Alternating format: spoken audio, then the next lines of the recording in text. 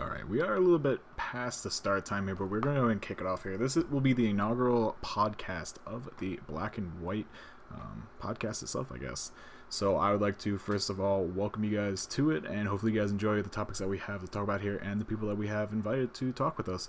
We are obviously, once again, myself and Rails Barlows, and we're going to be the hosts here, along with the guests of Alexi21 and Jacob. How are you two doing? And of course, Rails. I'm doing great. I'm doing wonderful, wow. But you know, it'd be really great if my power actually stays on for this entire first podcast here. That'd be absolutely amazing. Kissme and I are both having a little bit of power issues due to the fact we have a massive tornado storm in our area. But you know, besides that, I'm very excited. I'm very excited to be part of this first, I guess, official Black and White podcast. Besides one we threw together between a couple matches before. And Jacob, I've heard you're doing pretty good tonight. I'm doing great. Thanks for asking. Now that he's here, I ask Alexi, how are you tonight, sir? Oh, not too bad. Just hanging out, you know? Yeah, hanging out, getting ready to come on to the podcast here. So, I don't know if you guys have been informed too much about what we're going to do, but obviously the whole point is to talk about some pressing topics that are going on in the Left 4 Dead world, the Left 4 Dead nation, if you will, and also talking about, I guess, previous stories of competitive players and competitive, I guess, members of the community who've been, I guess, philanthropic or something like that in the entire, you know, scope of the community of Left 4 Dead and competitive Left 4 Dead in general, because it's something that a lot of people put a lot of time into, so we thought it'd be great to have the two of you on as the first two inaugural guests. Thanks. Cool. Sounds good. I'm down for whatever. Ask away. I'll do my best to answer, and hopefully we have some fun. I think we will. And Kissme said it is a little bit past the initial start time of 9 o'clock, but that's because, I mean, we're still getting a little things situated. We have all the graphics in. And if you'll notice, Alexi, I don't know if you can actually see the stream right now, but we're running all of the possible frag videos of you we could possibly find. Do you have Beetlejuice? That's my favorite one. Beetlejuice. Do you not have that one? Oh my, we need Beetlejuice. Well, I'm not actually in that one. Oh, you're not? Oh, right. Well, you have to remember, Yeah, Velvet's that's been right. around since like 19. Yeah, it was like 1983, yeah, 84. I mean, it's been like, what, 28 tournaments now? Still haven't won anything? I mean, ever since the Left 4 Dead beta first came out back in... It's disgusting, really. Yeah. Disgusting. Well, I mean, to start off then, obviously, I guess we are going to turn to Alexi first because his name is listed first in that sense. But I think, Jacob, you were also already part of the initial podcast which we had. But you're going to be like a special guest / also permanent co-host, aren't you, Jacob? Sure. Yeah, that sounds good to me. All right. I mean, that sounds good, yeah. And that's the whole point, was to have a panel. So then I'm going to turn my attention over here to Alexi, obviously. And how about you tell us a little bit about your previous community involvement here in the Left 4 Dead community? What brings you here to us today?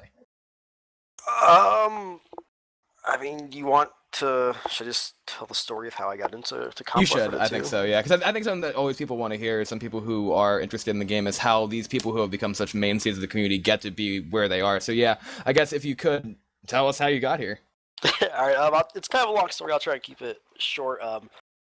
But basically, I met a group of dudes in Left 4 Dead 1, and we just pub stomped in reverse the entire time Left 4 Dead 1. We had no idea there was any sort of, you know, competitive scene or any kind of tournaments or anything. Left 4 Dead 2 came out, and we did the same thing in that for a couple years, and then in like 2011, I think, they had this Left 4 Dead 1 tournament, and they posted a link to the stream on the Steam forums, and I was like, dude, this sounds sweet. Like, I sent to my friends, like, let's watch this, it'll be pretty cool. And we watched it, like, dude, this is sick. You know, I wish they had Left 4 Dead 2 competitive play, because Left 4 Dead 1. And then one of the games, it was Moosey casting with Prodigy Sim, and they did a Left 4 Dead 2 show match, actually.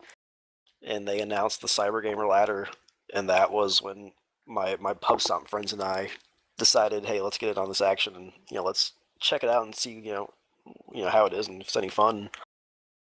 And yeah, we started playing ever since the CG ladder. We made Team Mediocre. A lot of people here probably don't remember them, but we played for like a year or something, and then, you know, stopped, and then I came back a year or two later or something. I played a couple tourneys with Velvet Room, and now here I am today.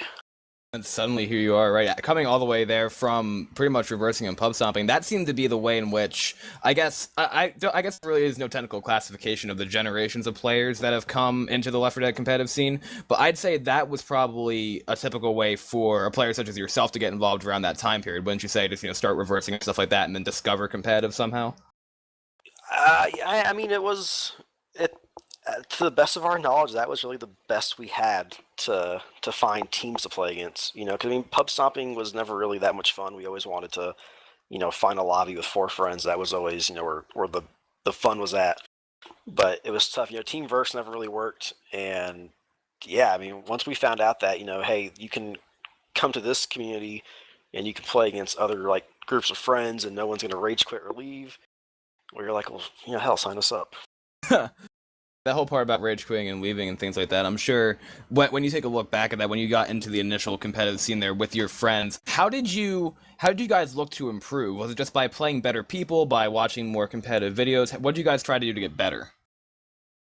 I mean, we really just kind of threw ourselves, into the fire.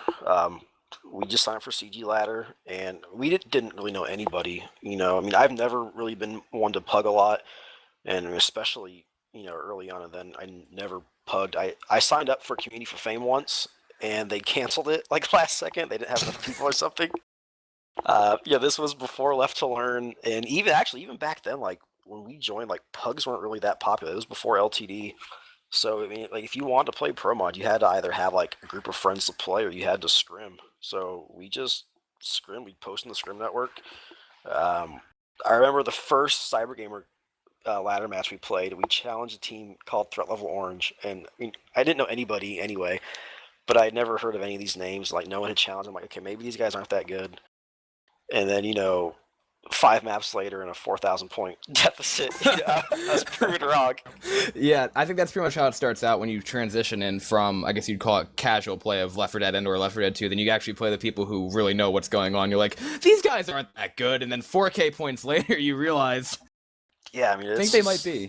It's just like completely different ball game, but it was fun. We liked the challenge. It was something new to us because when you pub stomp a lot or you reverse a lot, at a certain point, the odds of finding a good game aren't very high, and usually you just get people that they're just not really that good, and so this was definitely a breath of fresh air, and it was fun, and as we played some more, we met some other like newer teams, so we would kind of scrim them more often than the good teams that we made sure to scrim the really good teams to get our asses kicked every so often.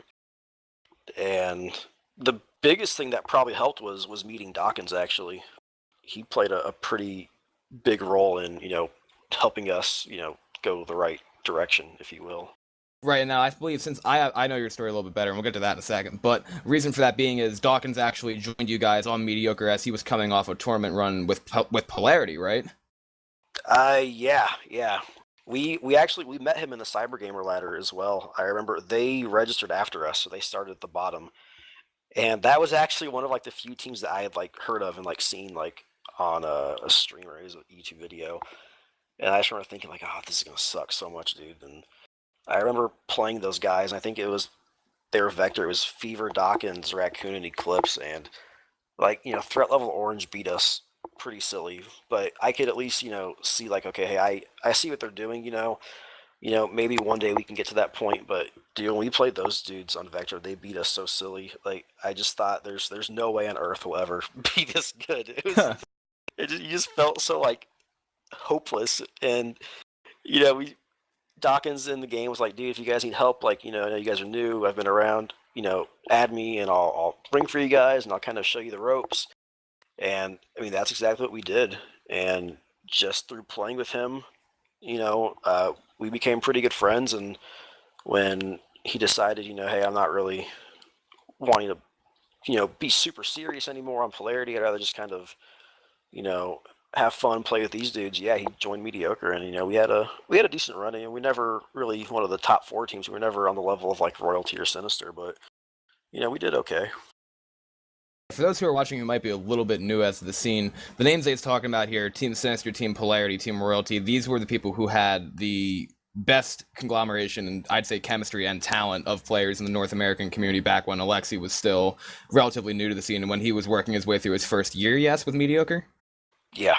Okay. So it's similar to, I guess, teams like Apollyon now and Team Longshong dudes. Pretty much actually some of the same people who've been around in the scene for a while. But then when you're now the reason I know your story a little bit better is because you and Dawkins were the 2 people who quote unquote discovered DeadSec, which was myself, Verbansky, Doodlebugs, those people. So it was kind of like a full circle thing, because just as the way Dawkins helped you guys out, you helped out my team. Which is why I'm in the competitive community today, I guess. So you have all Alexi to blame for this. And then Jacob, same story. I'll get to Jacob in a second here as well. And Jacob, the question I was going to ask you to go along with this kind of stuff is, how important is it for people in the established competitive community, to go out there and help these newer teams when they're starting out? It's definitely important. It's kind of, I think that people shouldn't do it because they feel like obligated to do it, obviously. I think that the people who want to do it are the people who will give the best help, like, Alexi and his team. Like, they didn't mind playing with me when I got started out and helping me out. So it didn't feel like I was a burden when I played with them. It felt like, they actually enjoyed playing with me, and it made it more fun to get into. Whereas I think if I played with somebody who was just like, they were trying to train me and it felt, like it was like a high pressure, I don't think I would have gotten into it. So I think that the people who want to help are going to help and will make a difference. So I think that it's not that big of a deal. Just, if you want to help people out, then do it, It definitely helps.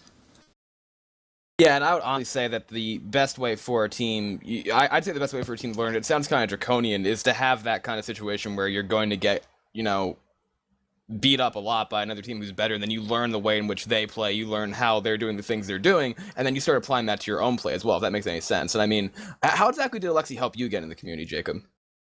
Well, did we move in Mumble? What happened? I heard something. No, somebody moved. We're okay, good, sorry. We're good. I wasn't sure if I accidentally got moved somewhere. I was like, oh man. But yeah, I think that what was it? How did Alexa get me into the community? Well, basically when I first came to PC, I met him through Mal, who introduced me to Dawkins, and then Alexi.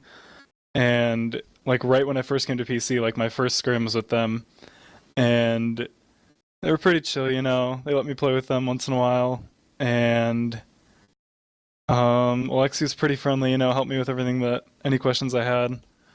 And just, pretty cool guy, helped me out in a lot of ways. I don't know, it's really hard to say, like, exactly how, like, he had an impact, but just, like, in general, by playing with me and, being a friendly person instead of just, like, the typical ragey, confoggle player that you imagine, when you first get into the comp scene. That's what I'm gonna get at as well, because Alexi mentioned, you mentioned when you were talking about how you got here, how you didn't really play a whole lot of pugs that much. Where do you think the image that some of the community has, that Jacob just says, of a ragey confoggle player comes from?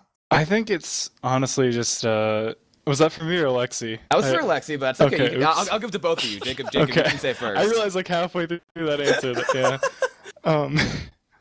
But I think that it comes a lot from just like, have like the pub stars who go in pubs and they spam ! ready in all chat and like all this stupid shit to be like, look, I'm a confoggle player.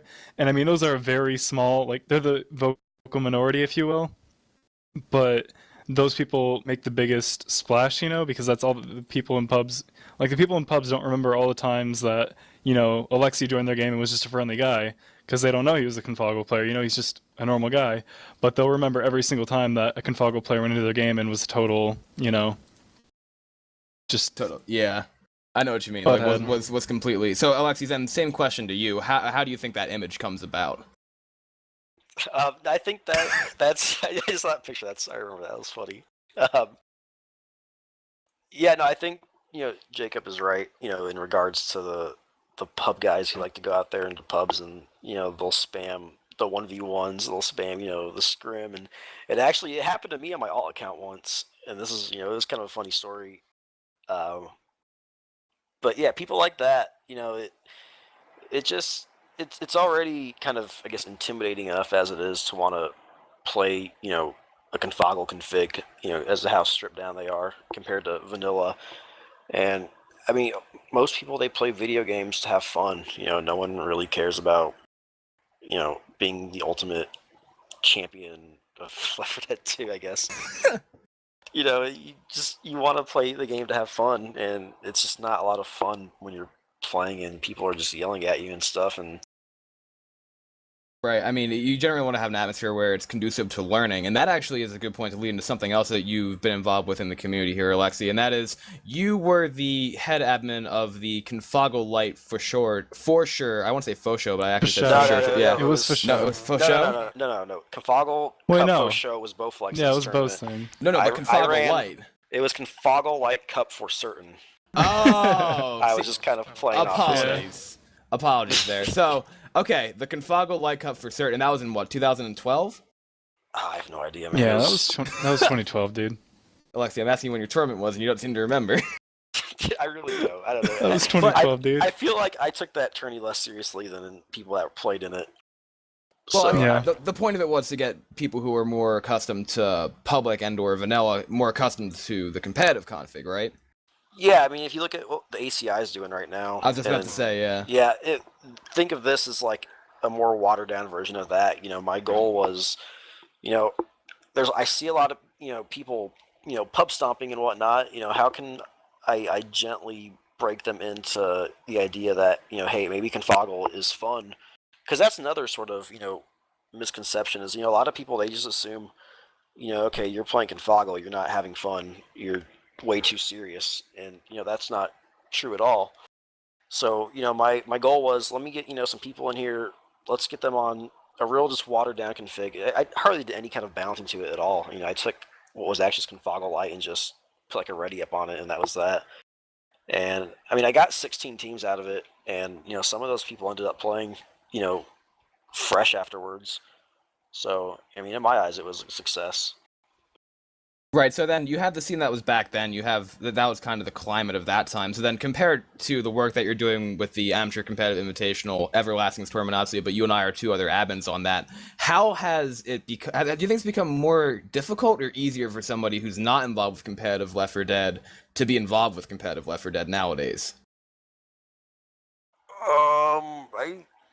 It's probably a little harder, honestly, Pro Mod's a very unforgiving config, compared to what we were playing back then.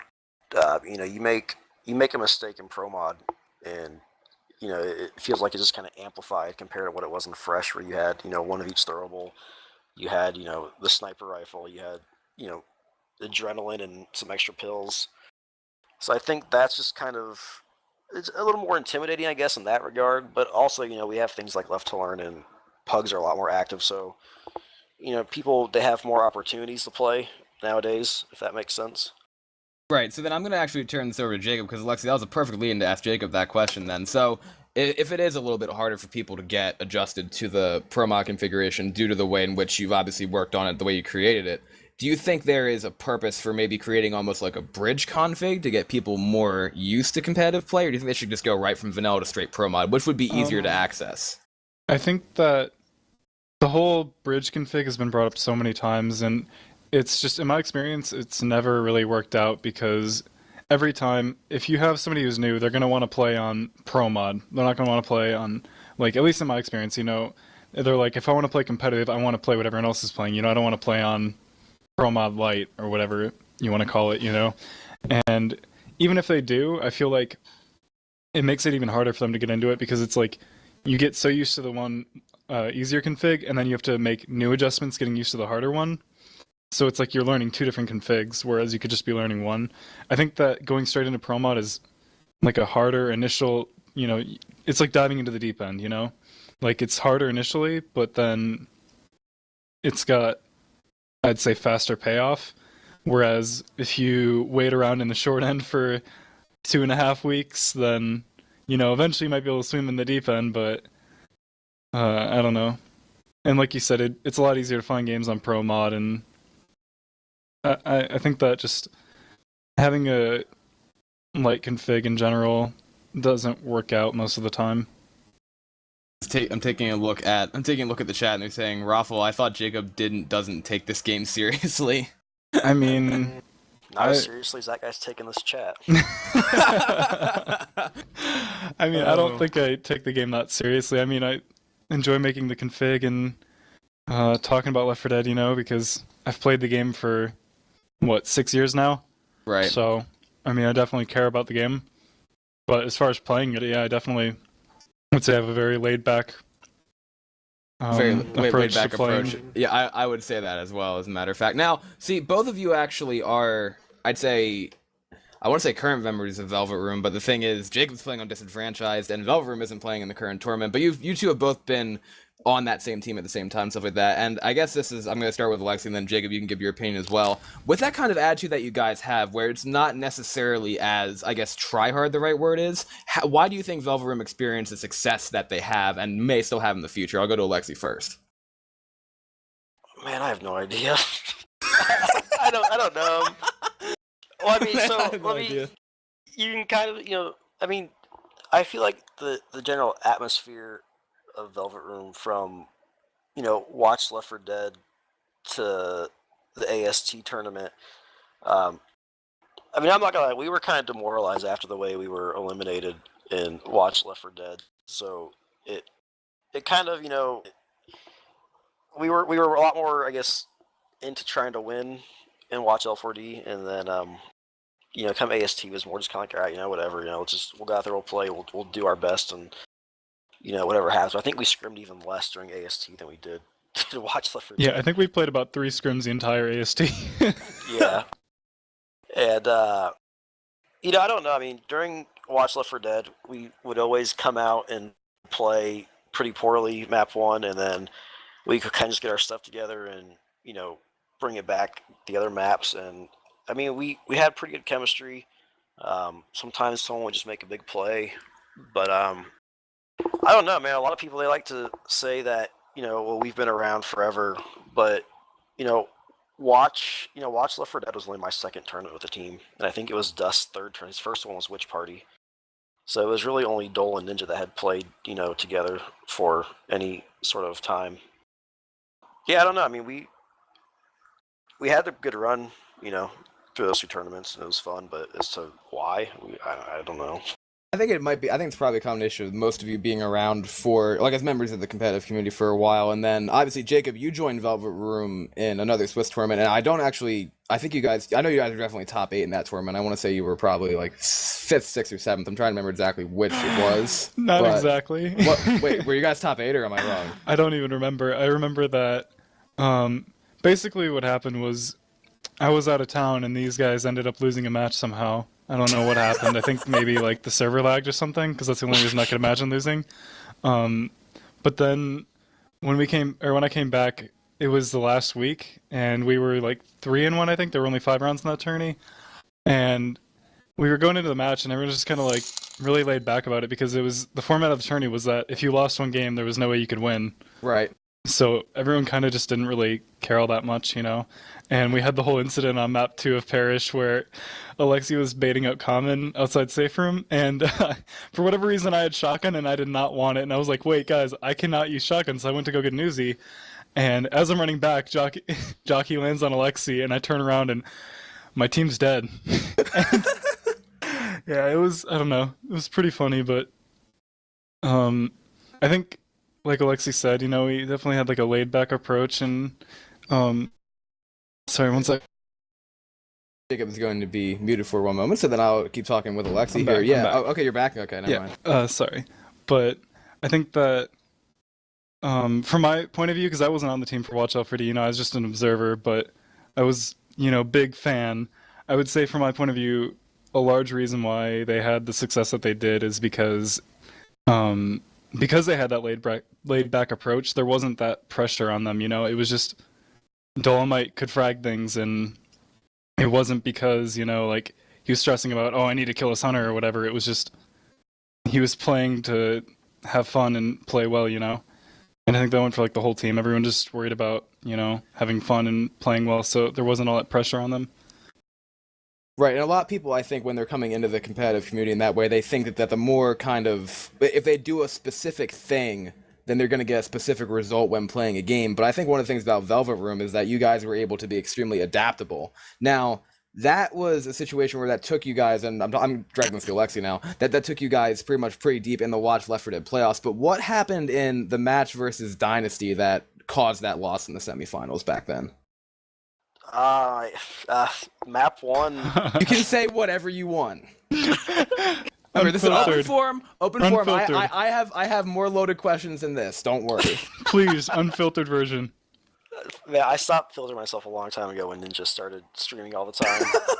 Just a disclaimer, I didn't read any of Rails' questions, so I don't even know what to Oh expect. no, He didn't read any of my questions because they weren't written down. Now, Alexi. Dude, I don't. Don't avoid the what's gonna question. happen? Someone's gonna get angry on the internet. I don't care. But no, I got nothing really that bad to say. But what happened was map 1 of Detour ahead during our tank fight. You know, we took it pretty well. I mean, we had one in-cap, and it's kind of, you know, one of the more challenging spots in the map. But when Dust got in-capped, he got punched up a mountaintop, and he got in-capped on top of this mountaintop, and the only way to get up there was blocked by invisible walls above that train tunnel, you know? And there was just no way to get to him. And, you know, we thought about, you know, should we pause it, dispute it? But we didn't right then and there, and I'll be honest, I thought we were going to come back and win anyway, and we almost did. We were down by like 20 points, I think, when the server crashed, you know, mysteriously. But yeah, you know, we felt that, you know, that's the kind of thing that gets blocked in pro mod updates, you know, tanks not being able to punch people out of bounds, and yeah, I mean, that's why we felt that we lost. You know, we were looking for a replay. Rails. Yes. Your mic's Your mic is off. Oh, it was. I'm sorry. I was informing chat of what's going on. They actually, I provided them with the VOD and also how Dust got knocked to the unreachable position map 1, and then you mentioned the server crash on Finale already, but... Okay. Well, because you were, like, echoing, like, what I was saying.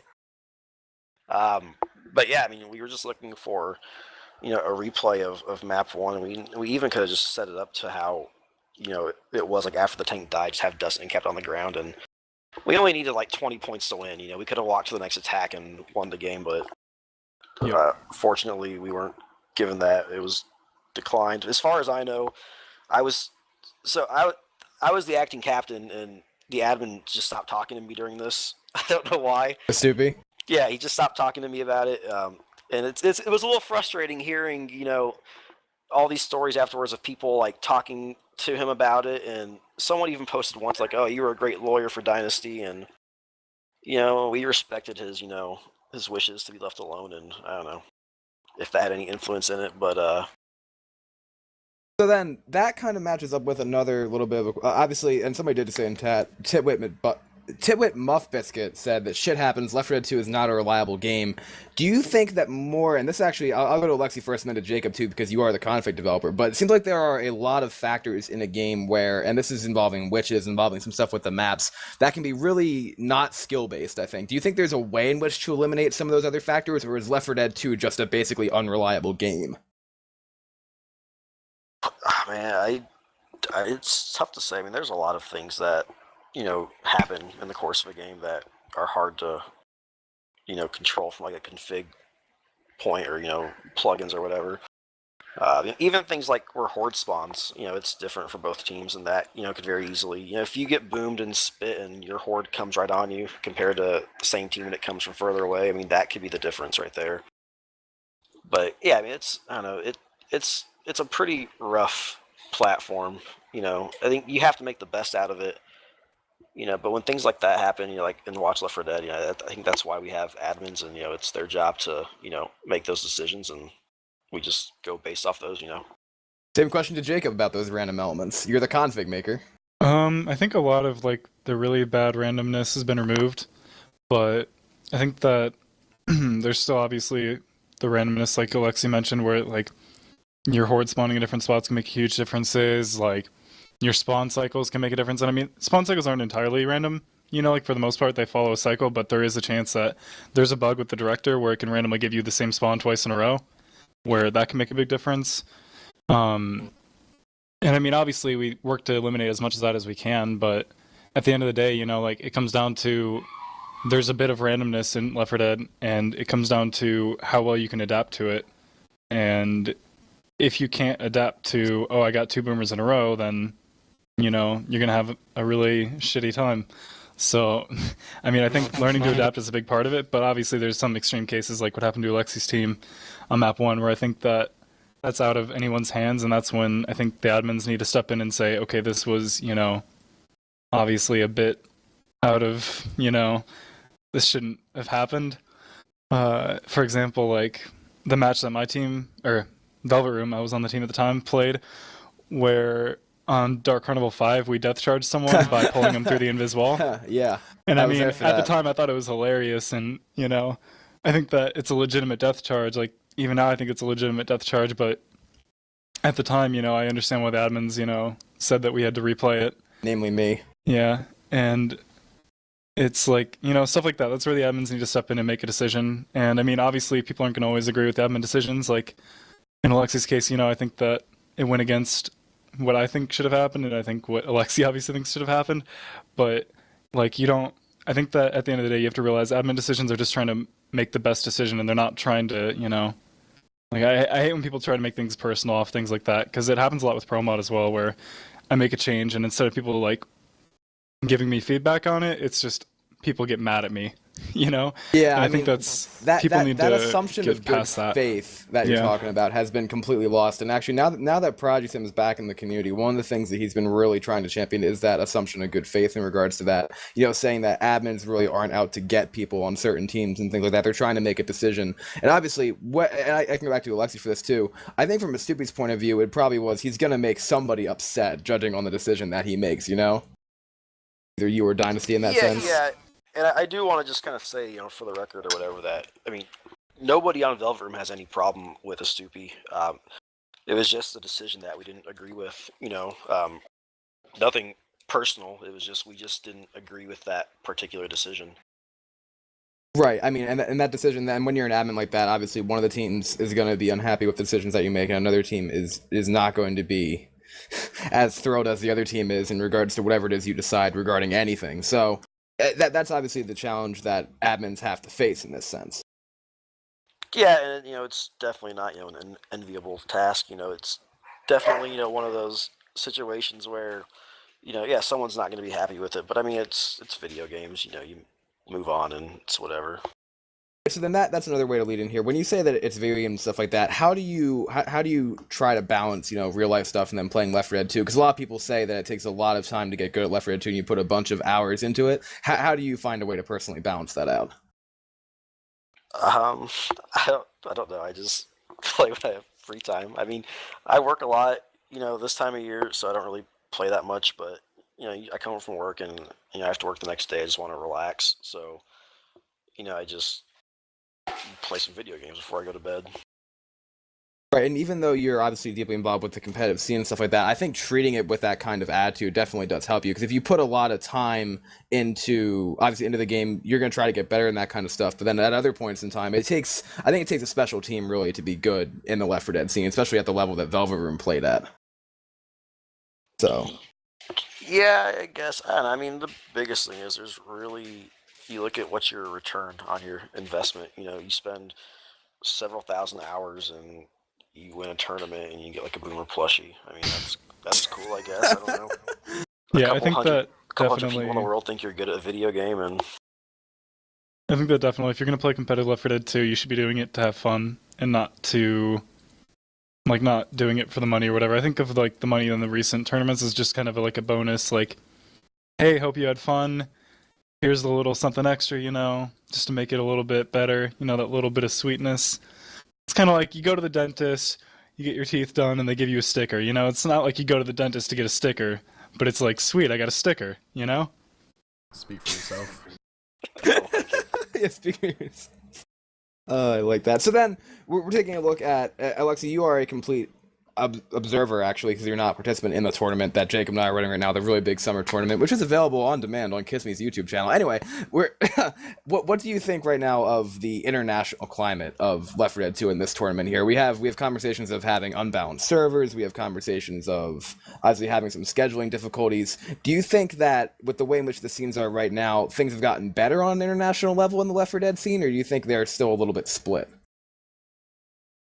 Is that for me or him? Okay. It's for Alexi. are you asking like my opinion on like, Yeah, I'm asking like your foreign opinion. games being played? Yeah. I'll be honest, I don't really like it that much. And it's nothing against anyone that doesn't live in North America. It's just, it sucks. Yeah, I think, I'm pretty sure of this, but I think that, Velvet Room played more games against foreign teams than anyone else, the last 2 tournaments. Right. And it's just kind of sucks, if you're going to play a team from Europe, you pretty much have to play at like 4 o'clock Central Time on Saturday, or Sunday, or you have to play on a New York server, which kind of, we never got the same ping advantage anyone else got because half our team was in California anyway. And you have, you have the weird times you have to play, and I don't know, I mean, Left 4 Dead 2 is not really that much fun when one team has 150 ping, the other team doesn't. And like, if you win, like, you're supposed to win if you have lower ping, and if you lose, it's just kind of, well, that sucks. Like, I don't really think there's a whole lot to be gained, but I mean, it's teams to play, I guess, in that regard. But I would prefer it, all being a little more localized, just because it's just more fun. You can play at night. Like when we played in the EQ Cup 2.0, that was supposed to be, international home away. And every game we played had to be at like 9 in the morning. Like nobody could play any other time. And it was just like, I don't want to play games at 9 in the morning. Like, this is dumb. Yeah, I know what you mean. And then, and actually, we do have an interesting question coming from someone in the chat saying, if Envy is so good and they run more machine guns than shotguns, why aren't more American teams doing the same? I'll ask it to Jacob first, and then I'll throw that to Alexi as well. Sweet. I think that it's just the play styles. I think that we talked about it a bit before, maybe on the last podcast. I don't actually remember, but North American teams favor heavy pushing and high-paced or fast-paced gameplay, and shotguns excel at that. Not to mention the fact that I think that a lot of North American top-tier players, they rely heavily on just fragging things.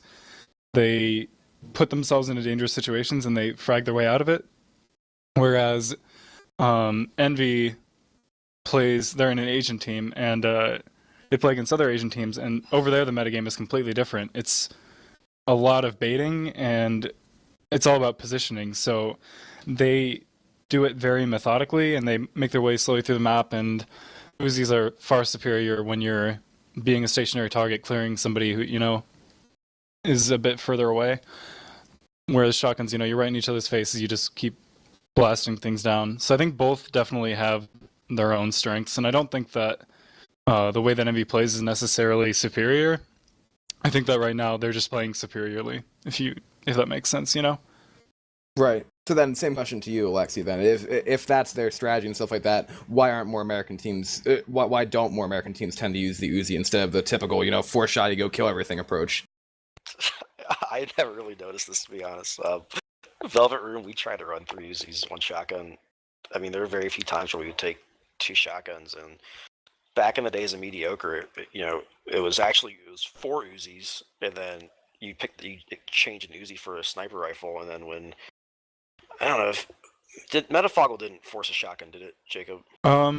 It forced 3 Uzis. It was, you either had to have a shotgun or an HR. Yeah, so, and when that happened, you would run 3 Uzis in the shotgun until you found the sniper, and your sniper would usually have the shotgun, you would switch to the sniper. I don't know, I think a lot of it, what I kind of feel like when people are running 4 shotguns, you see it in lopsided scrims or pugs, and people are just doing it just whatever because shotguns are fun, I guess. I don't know, I mean, we've always ran 3 Uzis whenever possible. Yeah, I guess the typical. I guess when they say typical, there, I just see that some teams tend to. I think maybe. I guess the general stereotype in North America is that if you have shotgun and stuff like that, it's easier to shut down SI. Whereas Envy seems a lot more calculated. And then going on the Envy tin for a second, we're seeing them be one of the last 2 teams. Welcome back, Alexi. We're seeing Envy be one of the last 2 teams with an unbeaten record in the qualifying rounds of the really big tournament and stuff like that. Do you believe, in your personal opinion, that Envy is the best team in the world right now? Is that for me? That's for you, yeah. I haven't been watching a lot. I mean, I know they're playing, pretty solid Left 4 Dead 2, so that's probably a fair assessment, yeah. I mean, I know they're a good team. They play pretty careful, it seems, and they really take advantage of their tanks. They kind of use that ping to their advantage with the arms and whatnot. But yeah, that's probably a fair assessment. Same question to you, Jacob. I know you're probably a little bit. I mean, you are a tournament administrator here, obviously, so you got to be a little bit, I don't know, coy about it. But do you think Envy is the best team in the world right now? I I've said this before. I don't think that it's fair to call anybody the best team in the world in Left 4 Dead because I think that out of the top, I would say 10 teams, any of them can beat each other. And it just really comes down to how well you play in the game and that you play against each other because, I mean, as we saw with LSD getting upset by Apollyon, which I think I would definitely call that an upset, you know? And I don't think many people expected that. And I think that came down to just Apollyon practiced the map a lot more and LSD made some big mistakes, you know? And the same thing could happen to any team because, you know, I would consider LSD the number one team in North America right now. But Apollyon still managed to take that game off them. So I think that the same thing could happen with Envy at any point in this tournament. You could see them drop a game because one mistake, and because of how their gameplay is that they play very safely, you know? So if I could see them potentially having problems playing from behind, I could see them, you know, from what I've seen, they never really fall behind. They're always in the lead. So I could see them potentially having issues with playing from behind. So you never know. Something crazy could happen and some team could upset them. But I would say that right now in this tournament, they are the number one contender. I don't like calling anybody the top team, though. Right. That's one of the things about Left 4 Dead. One of the reasons that I love competitive Left 4 Dead is that a team of pretty much anybody can beat anybody else at any given time due to the fact that it is such a team-driven and a momentum-driven game, I should also say. So that's another thing that I tend to like about it. And so then we're taking a look, and I'm going to toss this back to Alexi here, and I've kind of probably mentioned this to you in private in a couple of conversations, but you probably didn't think I was going to make it a question on the podcast, but so I'm going back way far. I'm talking when Velvet Room used to actually prepare for their matches. Do you think you actually can wear yourself out before a match by playing too much the day of the match, if that makes any sense? Yeah, definitely. Especially if, you know, your scrims beforehand don't go that well and people can get frustrated. And how do you manage that kind of, like, in general then, how do you manage that kind of frustration when you're on a team? It just takes the right kind of people. I mean, I've been pretty lucky in my time playing, you know, competitively. I've always been with, you know, a group of dudes that were pretty cool, pretty, you know, like-minded to myself, and it's Thanks, never no problem. It's never really been too difficult to kind of get people, you know, on the same page and going. You know, I've seen, you know, sometimes you'll see teams and it's just kind of a mess, you know, with how they're acting to each other and whatnot, and that can really ruin a team's performance right there. Yeah, I can definitely agree. Then same question to you, Jacob. I would definitely say that happens. In fact, I'd go as far as saying that is exactly what happened to my team when we played against Simi's team this last weekend. I mean, I think that given we were playing on a good day and, you know, we were not in the state of mind that we were going into that match, I think that we definitely could have beat Simi's team or at least put up a much closer game. But we ended up getting stomped by like 3K or something. Right. And it came down to, we played 3 scrims before that, and it was against like Han and Hib and, like, you know, just all these top North American players, and we got pretty, I mean, like, we actually were holding our own against them, you know, too. Like, we were beating Hib's team going into like map 3 or 4, and I mean, all these scrims we were playing against like these top North American players, you know, we were playing pretty well, but it was just like, we would get frustrated about, like, you know, we ended up losing all 3 scrims, even though we played really well in them. And we went into the match, like, in a not great state of mind. You know, everyone was really frustrated about stuff that happened early in the day. And I think that really weighed us down in that match. I think that if we had played like we were in those scrims and we weren't in a bad mood, then I think we could have taken that game. And I actually feel confident that we would have taken that game, but you never know, you know. Yeah, I know, and I mean, that kind of confidence goes into it as well. And then somebody did just point out in the chat, Aiden Hits Yo Face says that psychology is a big part of team-oriented games here. How much do you actually look at the psychology behind Left 4 Dead here, Alexi? Do you ever consider that kind of stuff? Yeah, you could say that. You know, EQ2 was my first tournament with Velvet Room, and I was brought onto the team by Everlasting, and I didn't really know anyone else on the team at all. And he left like right after I joined. So, you know, I never really felt like it was kind of my team. And, you know, as far like I like to kind of call, or at least, you know, be a little more vocal about things, but I was a little more, you know, passive and whatnot. And I just sort of noticed throughout the tournament that, you know, we would definitely get kind of down and, you know, unmotivated and, you know, take a morale hit. So that was one of the things that I kind of wanted to do or to work on during Watch L4D, was just to kind of be, you know, more vocal with the guys and kind of keep people motivated. And I think it definitely paid off. I mean, I think every game we won, we gave the other team a pretty big head start, and we were able to, get things back together and come back and win. Right, and often people compare competitive Left 4 Dead to team-oriented sports in that kind of way, and then the same person who brought up psychology before said that you have to work in such a way that 4 brains will actually work together, to do that kind of stuff. And then somebody shout out, much love to Icy Inferno.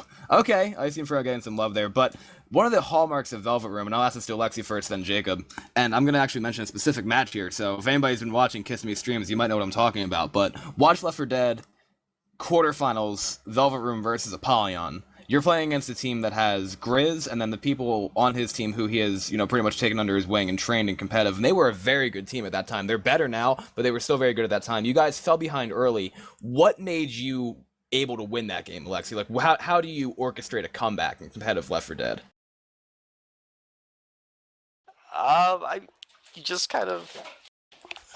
We would all just kind of bunker down and just kind of, really just start really playing, I guess.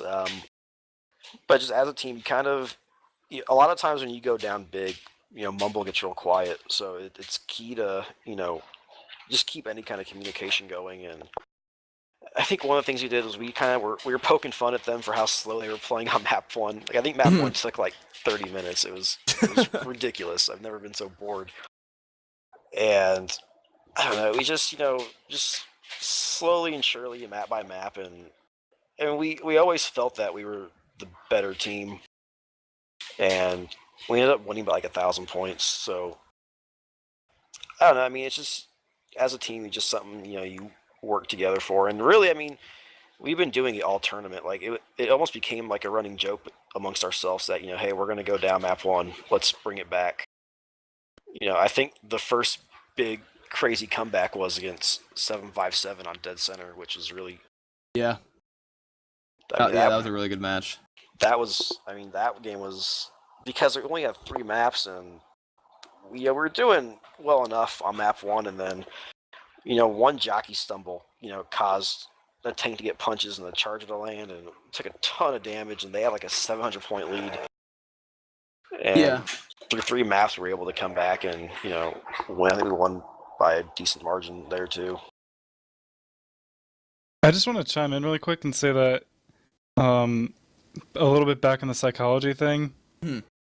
Alexi, like, if I had to pick any one player in the Left 4 Dead community that I wanted on my team, it would be Alexi, because anytime that the Mumble got down, like he talked about, he was really good at getting people like level-headed.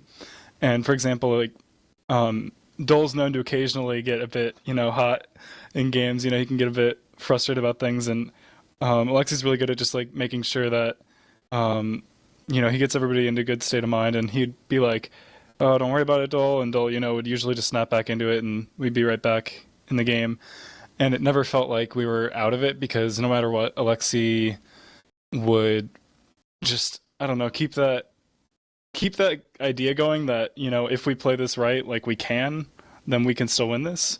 So I don't know, he was very good at keeping the mentality of Velvet Room in a good place.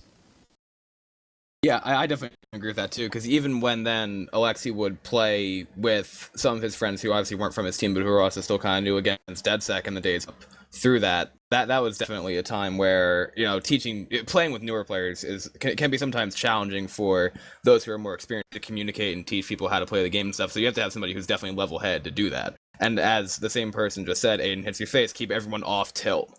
So that's pretty much what you had to do. And was that an easy thing to do, Alexi, or did you have fun doing that as well?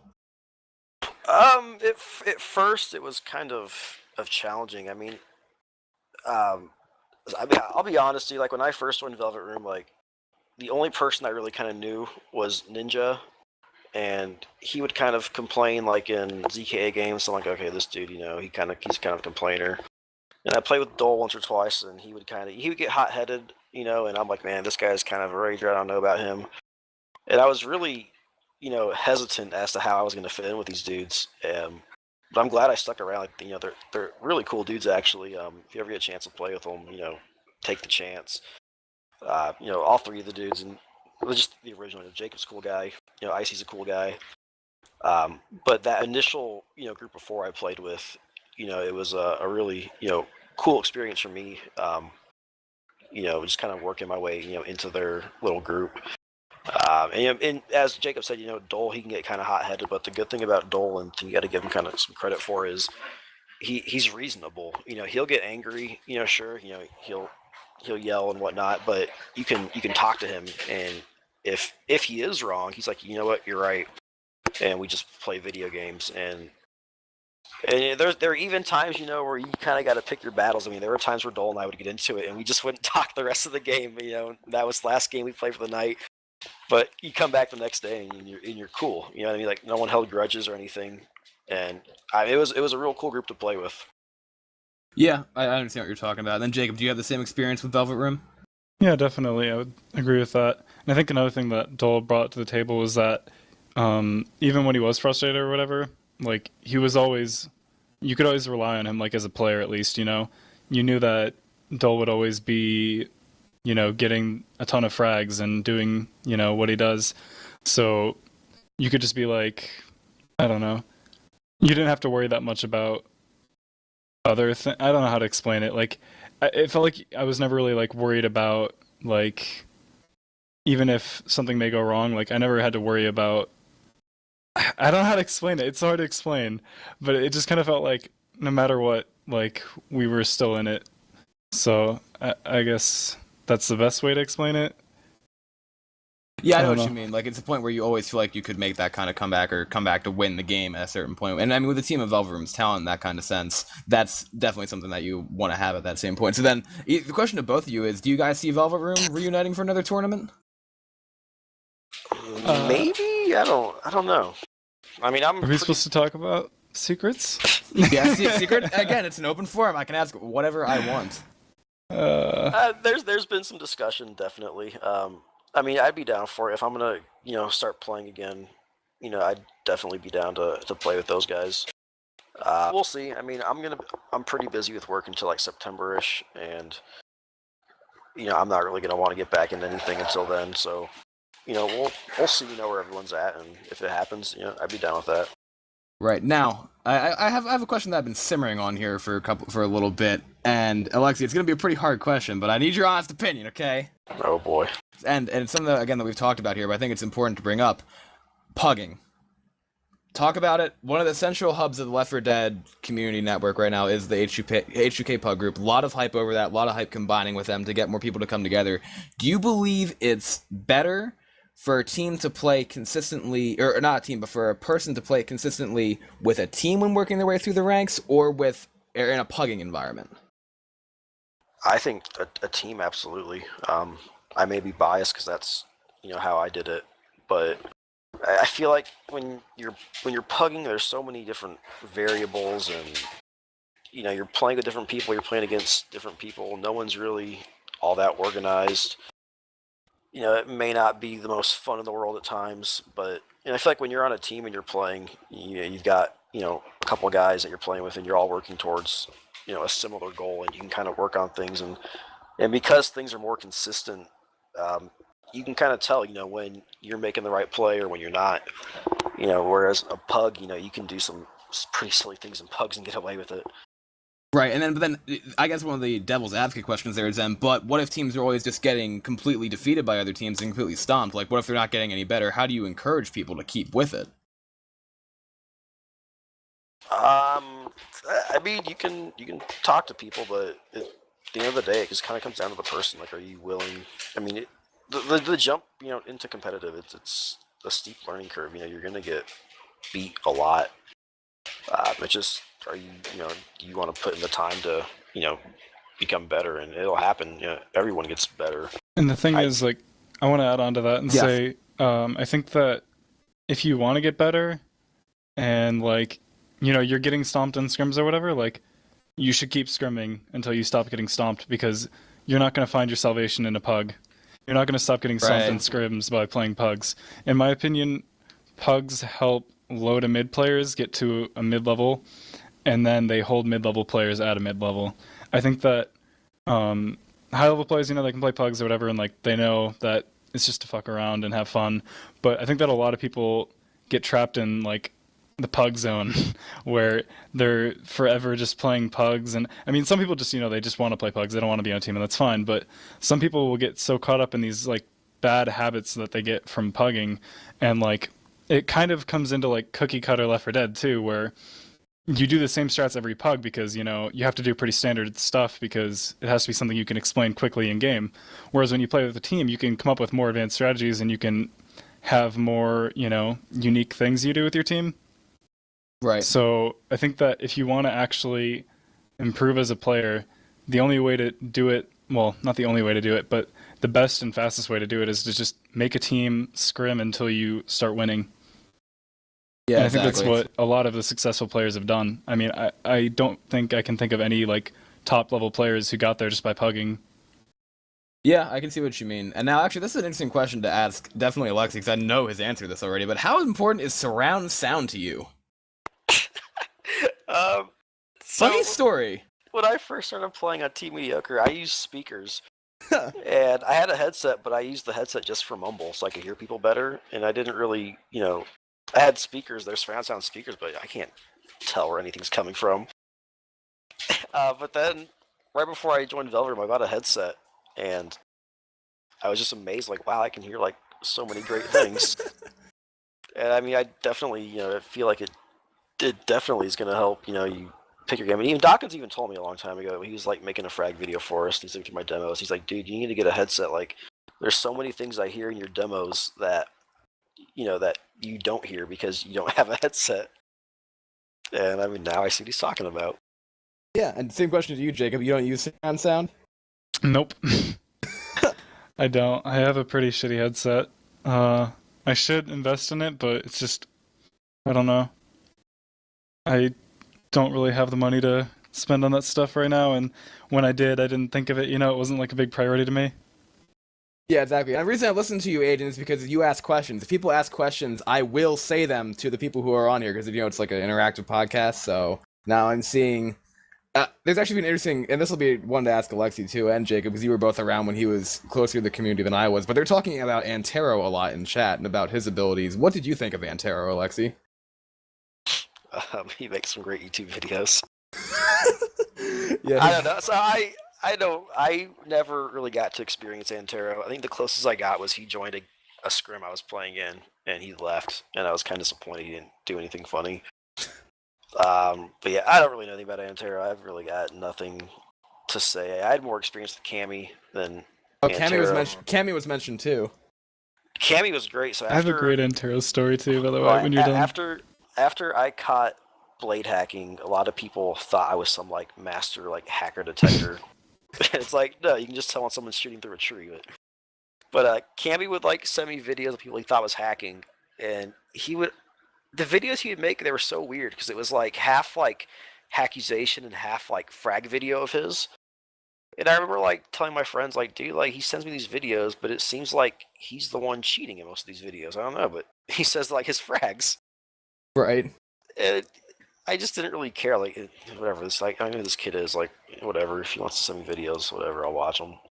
And then it turns out, however many months later, he gets busted hacking, and it's just a great time. And then Jacob, what's your Antero story? When I first came to PC, like very early on, I ended up in a pub against him, and I heard of Antero. I heard all the legends, so I ended up in a game with him. And I was like, "Oh my god, I can't believe this is actually happening to me. This is so great, right? I can't wait. This is gonna be awesome. He's just gonna talk shit to me all the time, and it'll be hilarious." And so I get a bunch of my friends who were like all low-level Confoggle players at the time in the game, and we just act like we're 4 random pubs, right? And they do their thing where they start camping. They'll go to the end of the map and they'll camp with HRs. And we end up like tri-capping them, and they like die. And I just start trolling Antero about it, and he's getting like really upset. And he's like, "Oh, I need to make a video to prove to you." So he makes a video like showing me that he should have dead stopped the hunter, but the server lagged or something. Like he made like a big long video to disprove me about how I'm so bad and the tri-cap should have landed. And I was like, "Dude, I'm just messing with you. I really don't care that much." So like he made the video private and stuff, and like he'll probably deny it to this day that it ever happened, but it was the funniest thing that ever happened. I think I might have even sent it to Alexi. And yeah, somebody in chat actually brought up Amptero, which I can't believe anybody remembers that back in the day. Just a little bit of a tangent. when I used to stream, I'd always talk about Amp Tiro, the friendly Canadian. It's like Antero's alter ego. He's just like a really nice Canadian who goes into pubs. He takes an Uzi and he helps people out. He's a great guy. And It's basically the Canadian version of a Stoopy. Yeah. And he's like, hey there, guys, Amp Tiro here with another video of Left 4 Dead 2. And he just like, he makes friendly videos of like, here's this guy getting a really nice frag on me. Wow. And, he's just a cool guy. So, yeah. Oh, gosh. Amp Tiro. I never thought I'd hear the day when that was when that was brought up in that sense. So then, going back to some Left 4 Dead competitive stuff here, some very high-tier discussion about, one of the highest-tierest teams in the history of Left 4 Dead, the wonderful Velvet Room. How important... People say that skill is a lot that comes into Left 4 Dead here, but I was actually recently talking to somebody else in the community, not gonna name names, who's on a pretty high, I guess you can put high tier team or high team, whatever you want to call it, and he was like, in his opinion, Left 4 Dead 2 is 20% FPS skill and 80% strategy. What do you think it is, Alexi? Was that him? No. It was not him. I can say that much. Yeah, I feel like there's some definite truth to that. I don't really know what the percentages are, but being able to kill things and click on things is important. But I think also making the right decisions is also really important, and we've seen that time after time. I think you guys talked about the Longschlong dude Apollyon game earlier, right? And I think that's definitely a case where decisions kind of swung that game in favor of Apollyon. Those early tanks on especially map 2. Where Apollyon saved their spawns as infected, so they couldn't push down, and Longschlong dudes didn't. We saw a pretty big point differential there. We saw it where then I think actually LSD had to take it in the safe room. Yeah, and that's it doesn't matter how good you are. There's only so much you can do when you're fighting a tank in a bathroom. The fact that they killed that tank, I think, is just a testament to how good they are. Somebody's asking if Antero is the same dude as Fisher. How did this turn into an Antero chat? No, it's not. No, dude, and Fisher is the real best player. Yeah. Fisher actually... Antero... No, I was just going to say, Fisher actually was a Left 4 Dead 1-2 competitive player way back in the day. He did eventually fall off, and supposedly the story from Fisher is that Antero idolizes him or something, and Fisher thinks he's a douchebag. That's the story that I heard, so... Yeah, that's all. Yeah, from what I understand, Fisher's the best player, and Antero's here to tell his story. Oh, yeah, somebody's saying they don't know who Antero is, so can we not? 5-second summary of Antero. Okay, Alexi, it's up to you. I'm so good. Look at my videos. Can I do one? Yeah, sure. Okay, Jacob, give. Since Aiden's asking questions, we'll tell him Zen saying "fuck no, Donald is the best player ever." Not going to go there. How about you give us the 5-second summary of Antero? Sniper, Duck Carnival, Pubstar, video, YouTube, you mad? Yeah, that's pretty much. I forgot Olol, my bad. Olol, yeah, right. Top lel, whatever you want to call it. Epic memester. Yeah, Epic memester. And yeah, pretty much, I think he's moved on to Tribe Descend, but I think there was a time at which he tried joining the competitive community. Zen, you can fill him in a little bit more if you want to, since you're sitting there in Twitch chat about what an Antero is. But yeah, that's pretty much, Aiden, what Antero is, if you want to know. He used to be around a lot more in the Left 4 Dead scene in that sense. So yeah, there you go. That's what an Antero is. And actually, yeah. Zuber's saying that he used to play with him regularly. Yes, the OLOL, right. In that sense.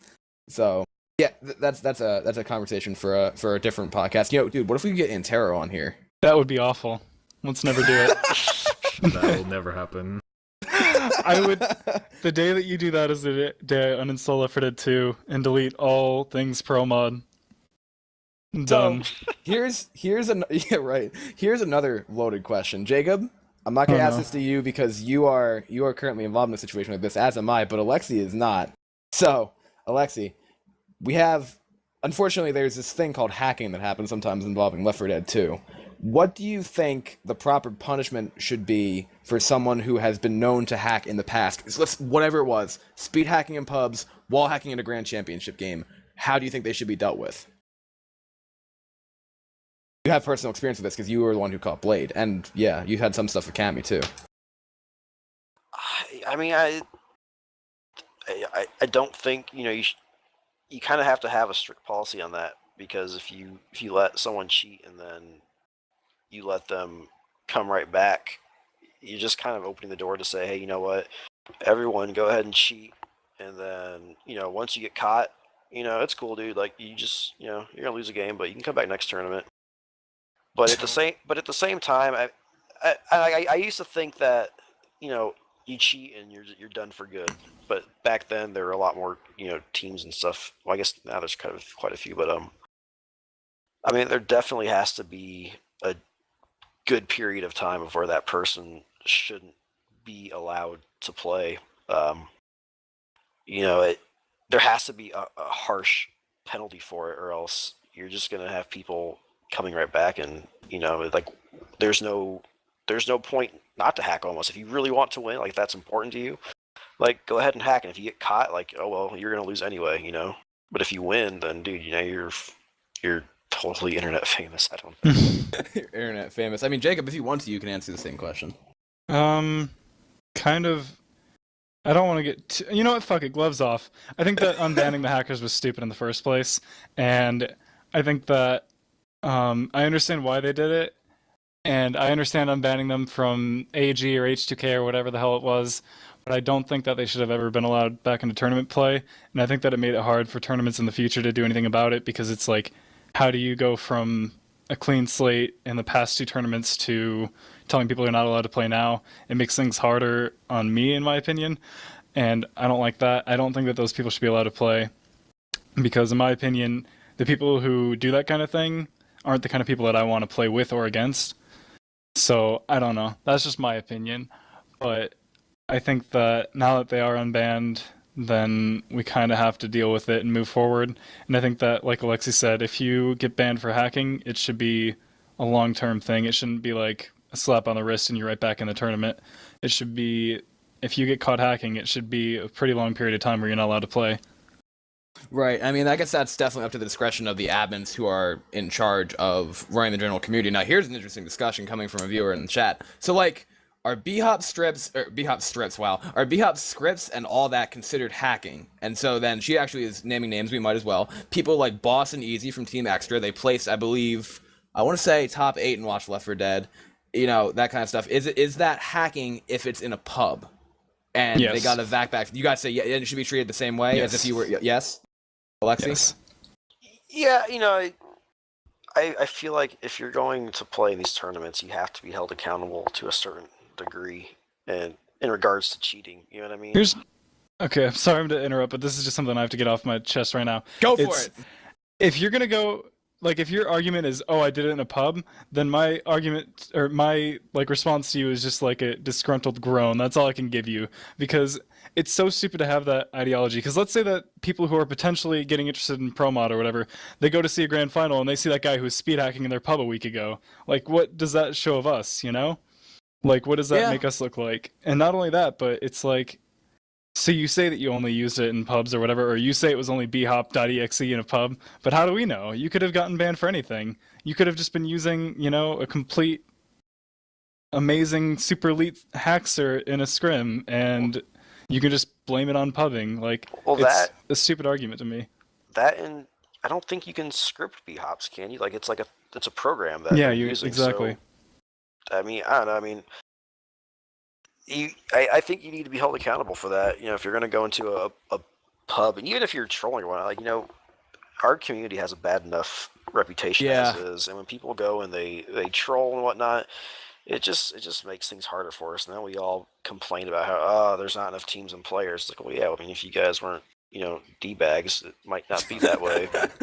Yeah. And but also, we talk about professionalism. Someone got on Kissme's case on the forums about being professional, but I feel like as players we should also be held to being professional as much as we can, treating each other with respect and courtesy. And I mean, I know it's a life achievement to be a turbo troll on the internet, but why can't why can't we just treat each other like people, and just play games and have fun? And now, interestingly enough, we've had, and for those who pay attention to the competitive scene, they will understand who I'm talking about, but some won't. But some people have removed sound files in the past and been associated with those who were suspected of removing those kind of sound files. Do you consider that hacking that gets treated in the same way?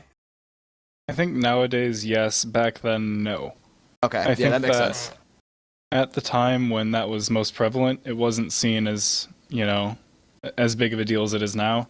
I think back then it was like, it's kind of like, it's not a greatest argument for it to say like, oh, everybody does it, but it truly was like every top team had at least one person on their team who did it. And I mean, nowadays we've obviously moved forward and decided that's, not something we want. But back then it was just commonly accepted. Like nobody even tried to hide it, you just publicly admit to it. And I think that it's good that we've decided that, it's unsportsmanlike or it's, kind of cheap or whatever. We've moved forward, but back then I don't think it was as big of a deal. So I don't think that anybody who did it back then, I don't think there's any reason to hold it against them. And I wasn't even one of those people. It was, there were a lot of people who are more notable for having deleted files, but I think that anybody who did it back then, it shouldn't be held against them. So. Right, because that's kind of like before it was considered to be hacking in that sense. Yep. So it's kind of like almost taking it out of them. There's a legal term for it. I'll have to go ask Harriet, but I don't exactly remember what it is right now. Taking a look at this now, Ninja just says hackers. So Zuber is saying I have to ask Rails this. I used to watch him back in the day when he was in L2L, also when he used to co-cast with XBy. How are you so quick and so responsive when you are casting these tournaments? Well, I'll have you ask Machiavelsack, Mock Metagame in chat. He has a wonderful explanation to that. He thinks I do cocaine, but I actually don't do cocaine. It's just doing a lot of practice, like finding a way, which I actually used to practice shoutcasting like that. Just shoutcasting pugs, as a matter of not, like literally sitting there practicing how to do it, and then I started doing it L2L and just kept going from there. What did deleting sound files do? That let you hear SI better, so you delete pretty much everything except for where the SI spawns happen, then you could concentrate on where they're coming from to have faster reaction time. That's what that did. Now, interesting question coming out from Biscuit, and I'll start with Alexi here. What do you see the future of competitive Left 4 Dead 2 being like? I don't know, man. I hope, they can... I hope we can continue what we have. I really enjoyed watch Left 4 Dead just because it was, a lot of North American teams were involved, so it just makes scheduling easier. It's just, pings aren't insanely lopsided. I mean, I would like to see that happen. Where kind of each region kind of can build back up and have a strong local community and right. Can still play internationally. That's fine. As far as what I think's gonna happen, I don't know. I mean, the game's been dead for 3 years. The game was dead when I started playing. The game's always been considered dead, but we can still get enough teams to play and whatnot. So I don't know. I mean, it kind of seems to kind of go in waves. Like it's real active, for a little bit, and then it kind of dies down a little bit. So. Yeah, I think it has to do with the time of the year too. Like I've noticed that I've been playing for 3 years on PC now, and Sideways Box asks, "Is Alexi high as fuck?" Nah, dude, above the influence. We're part of the pure gamers. We don't do drugs. We don't drink alcohol. We just stay in and play video games. We are the only hashtag drug professional. I have is women. What was that, Kissme? We are hashtag professionals. Yep. Hashtag professionals, yeah. So then I'm taking a look here. I'm wondering... Somebody said something. Somebody asked if Left 4 Dead 3 is coming out this year. Jacob, is Left 4 Dead 3 coming out this year? Alright, here we go again. Based on my speculation, I would expect an announcement at Gamescom in August. I believe August 10th. But I wouldn't jump on the bandwagon too hard. I would say Left 4 Dead 3 is definitely on the way, but I would say next year. There's my prediction, and I'm not going to get into why again. I'm pretty sure I went over that last week. So if you want to see the podcast, it's on Kissme's channel. It was an unofficial one, but we did it, and I talked more about it then, so you should check that out if you want to see it. Sorry about that. I was looking for a question. Actually, it came from 45 Degrees saying, this community here, it wasn't really a question, it was actually more of a statement that I want to get your opinions on, because they say that this community is considered one of the worst in games, and I can see how we got that reputation, but then if you have a community that's considered quote-unquote bad due to the fact that there are some people who do certain things in the community and stuff, how do you fix that reputation, do you think, Alexi? I mean, it probably starts with some sort of, organization amongst the community. I mean, I've never really felt like I've integrated myself into the community very much. I've always just kind of played, with my team and whatnot. But I mean, I think the people who are kind of at the center of everything, they need to, I guess, you just kind of keep a strong hand and take care of the bad eggs and whatnot. And I'm not making any comment as to the job they've been doing. I really don't know. I mean, I'm really about as isolated as you can get, being playing tournaments and whatnot. I don't really pug or anything, so I don't know, a lot of it is just gonna be, at this point, it might just be kind of hard to do. Left 4 Dead 2 isn't the most popular game in the world. It's not? And there's already quite the stigma against it. It's sad. I mean, I don't really know.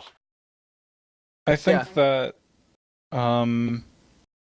as far as that, I think that every single game that I've ever played competitively or like even just a bit casually, like I've played a lot of different games, and every single community, people complain about the community is shit. And I've come to the conclusion that the community isn't shit.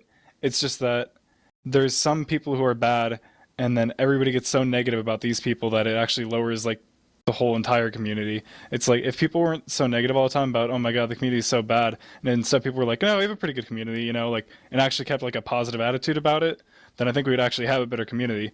It's just like when you like always talk about how bad the community is, then what do you expect to get back, Like, right, but then 45 also brings up it's not only certain people. Like sometimes you'll see people who are considered to be important to this community or considered top tier in pubs being assholes, and it really doesn't help for others.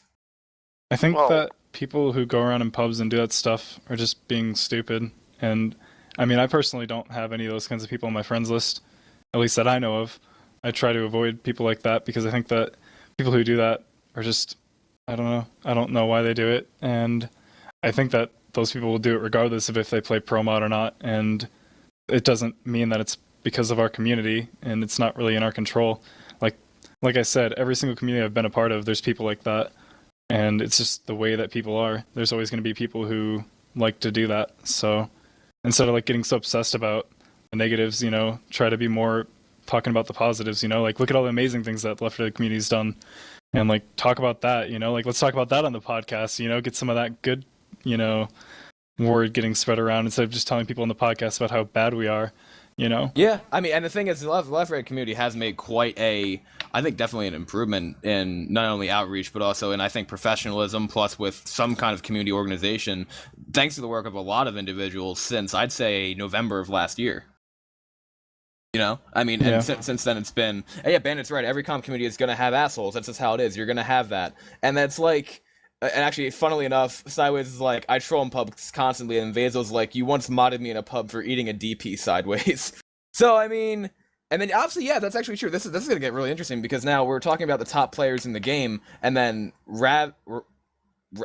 okay, I'm just retarded. Revenge TV says Killatoy is a funny troll in pubs, and that's actually true. Like, you have Killatoy, who's one of the most well-known, I think, video producers and Tom Cruise lovers the entire community has ever known, making troll compilation videos of pubs, and then you have, obviously, somebody just said Sideways was trolling him in a pub as well. Do you think that's something good for the top? I don't think it's something good, honestly, in my opinion, for the top players in the community to be doing. I don't think Killatoy's videos have... I haven't seen him do anything that's bad.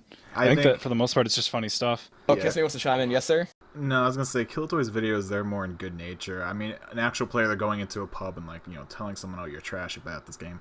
That's much worse than that. His videos are just, like, he makes fun of people that he's close with, and he doesn't make, like, troll videos where people are, like, bashing him, and then he bashes them back.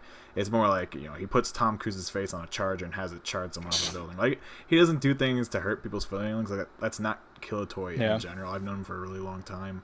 But, I mean, yeah, and, the whole pathway to actually bettering the community, I feel, is to hold people to standards. Like, the admins, the top players, not just the top players, but all the competitive players in general. I think there has to be some sort of standard set where, if you mess around or if you go into a pub and you decide, hey, I'm going to start acting like a dickhead here, and we catch wind of it, I think there should be repercussions, or, there should be some sort of, kickback from that. Like, I know, like, we can't keep track of that in its entirety. There's going to be slip-ups here and there. But for the most part, like, people should realize and recognize when they're idolizing the community and when they're big parts of the community. And they should act above the general populace, in my opinion. Yeah. Yeah, and the thing is, actually, somebody just mentioned in chat here, coming back to our guest here, Alexi, because they said that that's why Velverin was so refreshing, because you guys were a team who wasn't going to do any of that kind of stuff. And then Ninja is one of the most popular streamers, I'd say, on WatchLeft4Dead.com. He does pretty much everything from streaming pubs to streaming scrims to streaming, tournament and / co-casting tournament matches and stuff like that. And he's never been like a person to ever troll like that. I mean, he has a lot of fun doing it too. So I'd say definitely props up to your entire team, Alexi. And is that something you can really teach somebody, or is that just more down to who the people are? I think it's just kind of who you are. I mean, don't get me wrong. We have our fun. I guess you could kind of call it trolling, but we're not going around, telling people how bad they are and saying, "Hey, come scrim us." Yeah. I feel like a lot of people they get kind of consumed with telling people how bad they are at a video game, and what tier you are, and if you enjoy being mean and telling people how bad they are, like, I don't know, you must be a really fun person. And another thing about this game being very stressful and people in this community being such a-holes in general, I think that comes down also to the very nature of the game. Like, you see games like TF2, they have a great community, but you look at the actual play style of the game, it's very relaxed and kicked back. Like, you don't see high pressure pubs or whatnot. In this game, it's like if you go down by a round, like if you have a bad team for the first map and you go down by 200-300 points in like a vanilla game, in a pub game at the very least, it carries over into the next map and the next map, and you just get down and down because you can't make your way back that easily. Whereas in TF2, it's like after the round's already capped out, it's like, all right, it's a fresh start. We can push them back. We can push the card or whatever the objective is. Like, this game, every map carries over into the next map. There's no break, and it's just a very high stress environment, kind of like CS:GO, where if you start going down in rounds, you just get really pent up with anger and whatnot, and it's hard to actually come back and make yourself feel good. I think there's just different types of games, and this is one of the more high stressful games, along with CS:GO. I'd agree with that. Now, Dave actually in chat says, hold on, my mouse is having an interesting problem, so I'm good though. But he's saying, and Zen actually already answered this just a little bit, but I want to hear your guys' opinions too. Dave 14810, I should say, says, would you guys consider punishing players for constant bashing of others in pugs? Not in pubs, we're talking about pugs. I think that already happens. Yeah, I'm pretty sure Zen said they already did. He said Zen literally said if you're big enough of a shithead, your day will be numbered. I mean, but kind of related to trolling, like, I don't really troll people in a negative way, usually. I just kind of mess around, listen music really loud, and try to have fun and have my team have fun. But if I notice, for example, like, somebody's being rude to people, or, like, in that case, like, bashing people, just being an unpleasant person, I go out of my way to troll that person and try to, like, make them realize how ridiculous they're being. For example, like, I'll start out just by, like, friendly trolling them, kind of like, oh, hey, blah, blah, silly, funny guy. But if they, like, continue to be rude to everyone, it's like, all right, this guy needs a bit of a, check. Like, hey, dude, we're all here to play video games, and you just tell them off, and it's like, a lot of the times, like, I think as long as the community leaders, like, step in and say something like that, they usually will knock it off. Like, I think for the most part, like, some of the people that are higher up in the community, as far as, like, just being, like, I don't know what to call it. I think the whole community is community driven, so it's not like anybody's, more important or anything, but it's like there's some people who just are naturally kind of looked up to. Right. So I think if those people, like, take the time to, like, step in and, call people out when they're being, dorks, then it can make a big difference. Swib, you're not helping us here. Swib already said he's trolled in pubs all the time, then he's like, I troll in pugs all the time. And that's why I'm working on getting him banned. So, who's the real jokester now? Exactly. Yes, Ninja. I'm going to answer that question without saying it on the podcast, but yes. So yeah, I mean, in this kind of situation too now, where you have a whole bunch of opportunities coming for the community, I definitely say the community's headed steeply in the right direction. Like, with the creation of Watch Left 4 Dead and the creation of a lot of the tournaments that we've had, like obviously Jacob and I hosting RBT directly after another Swiss tournament. This is definitely going to help us a bit, definitely with our image as well, seeing a little bit more professional. Now, here's a question for you, Alexi, since you said you started in the Cyber Gamer ladder. Do you think the game would benefit from a ranked queue? I think it would be interesting, but I think the problem, comparing back then to now, is teams don't tend to last all that long anymore. You see a lot of teams that'll sign up for a tournament, and then it's almost like expected that, hey, we're just playing this one tournament, and then that's it. So it's, you kind of get the, what's the point? Why have a ranked system when, 3 months from now, half these teams aren't going to exist anymore. Yeah.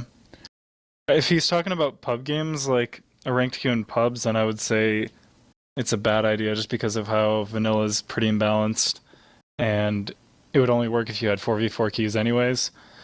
But for like a ladder kind of system, I think that it's not the worst idea, but like Alexi said, a lot of teams don't stick around anymore. You just have the top 4 teams that would dominate the ladder because every other team would disband every 3 weeks. Right. So, yeah. Yeah, I mean, I think it would actually be worse for the community, honestly, the more I think about it. Because you'd have your 4 teams that are constantly competing and they'd stick together because they're doing so well. But then every other team, they'd play for 3 weeks, realize they're not coming up into top 4, and then disband. Whereas in tournaments, they at least stick around till the end. Are we talking about like Cybergamer? Like what they tried to do with the ladder?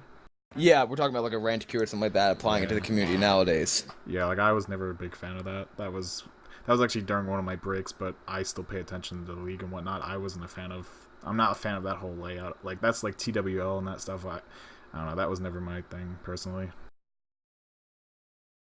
Yeah, I mean, I guess it would also help if teams stayed together and were a little bit more consistent. But unfortunately, even myself here, it's kind of hard to keep a consistent team because the other thing is obviously a good example with me. You can have times when people need to do stuff in real life, and obviously can't devote a whole lot of time to the game with that kind of stuff going on. Now, interestingly enough, here's another question now. Squib taking it in a different direction. What about an individual ranking system?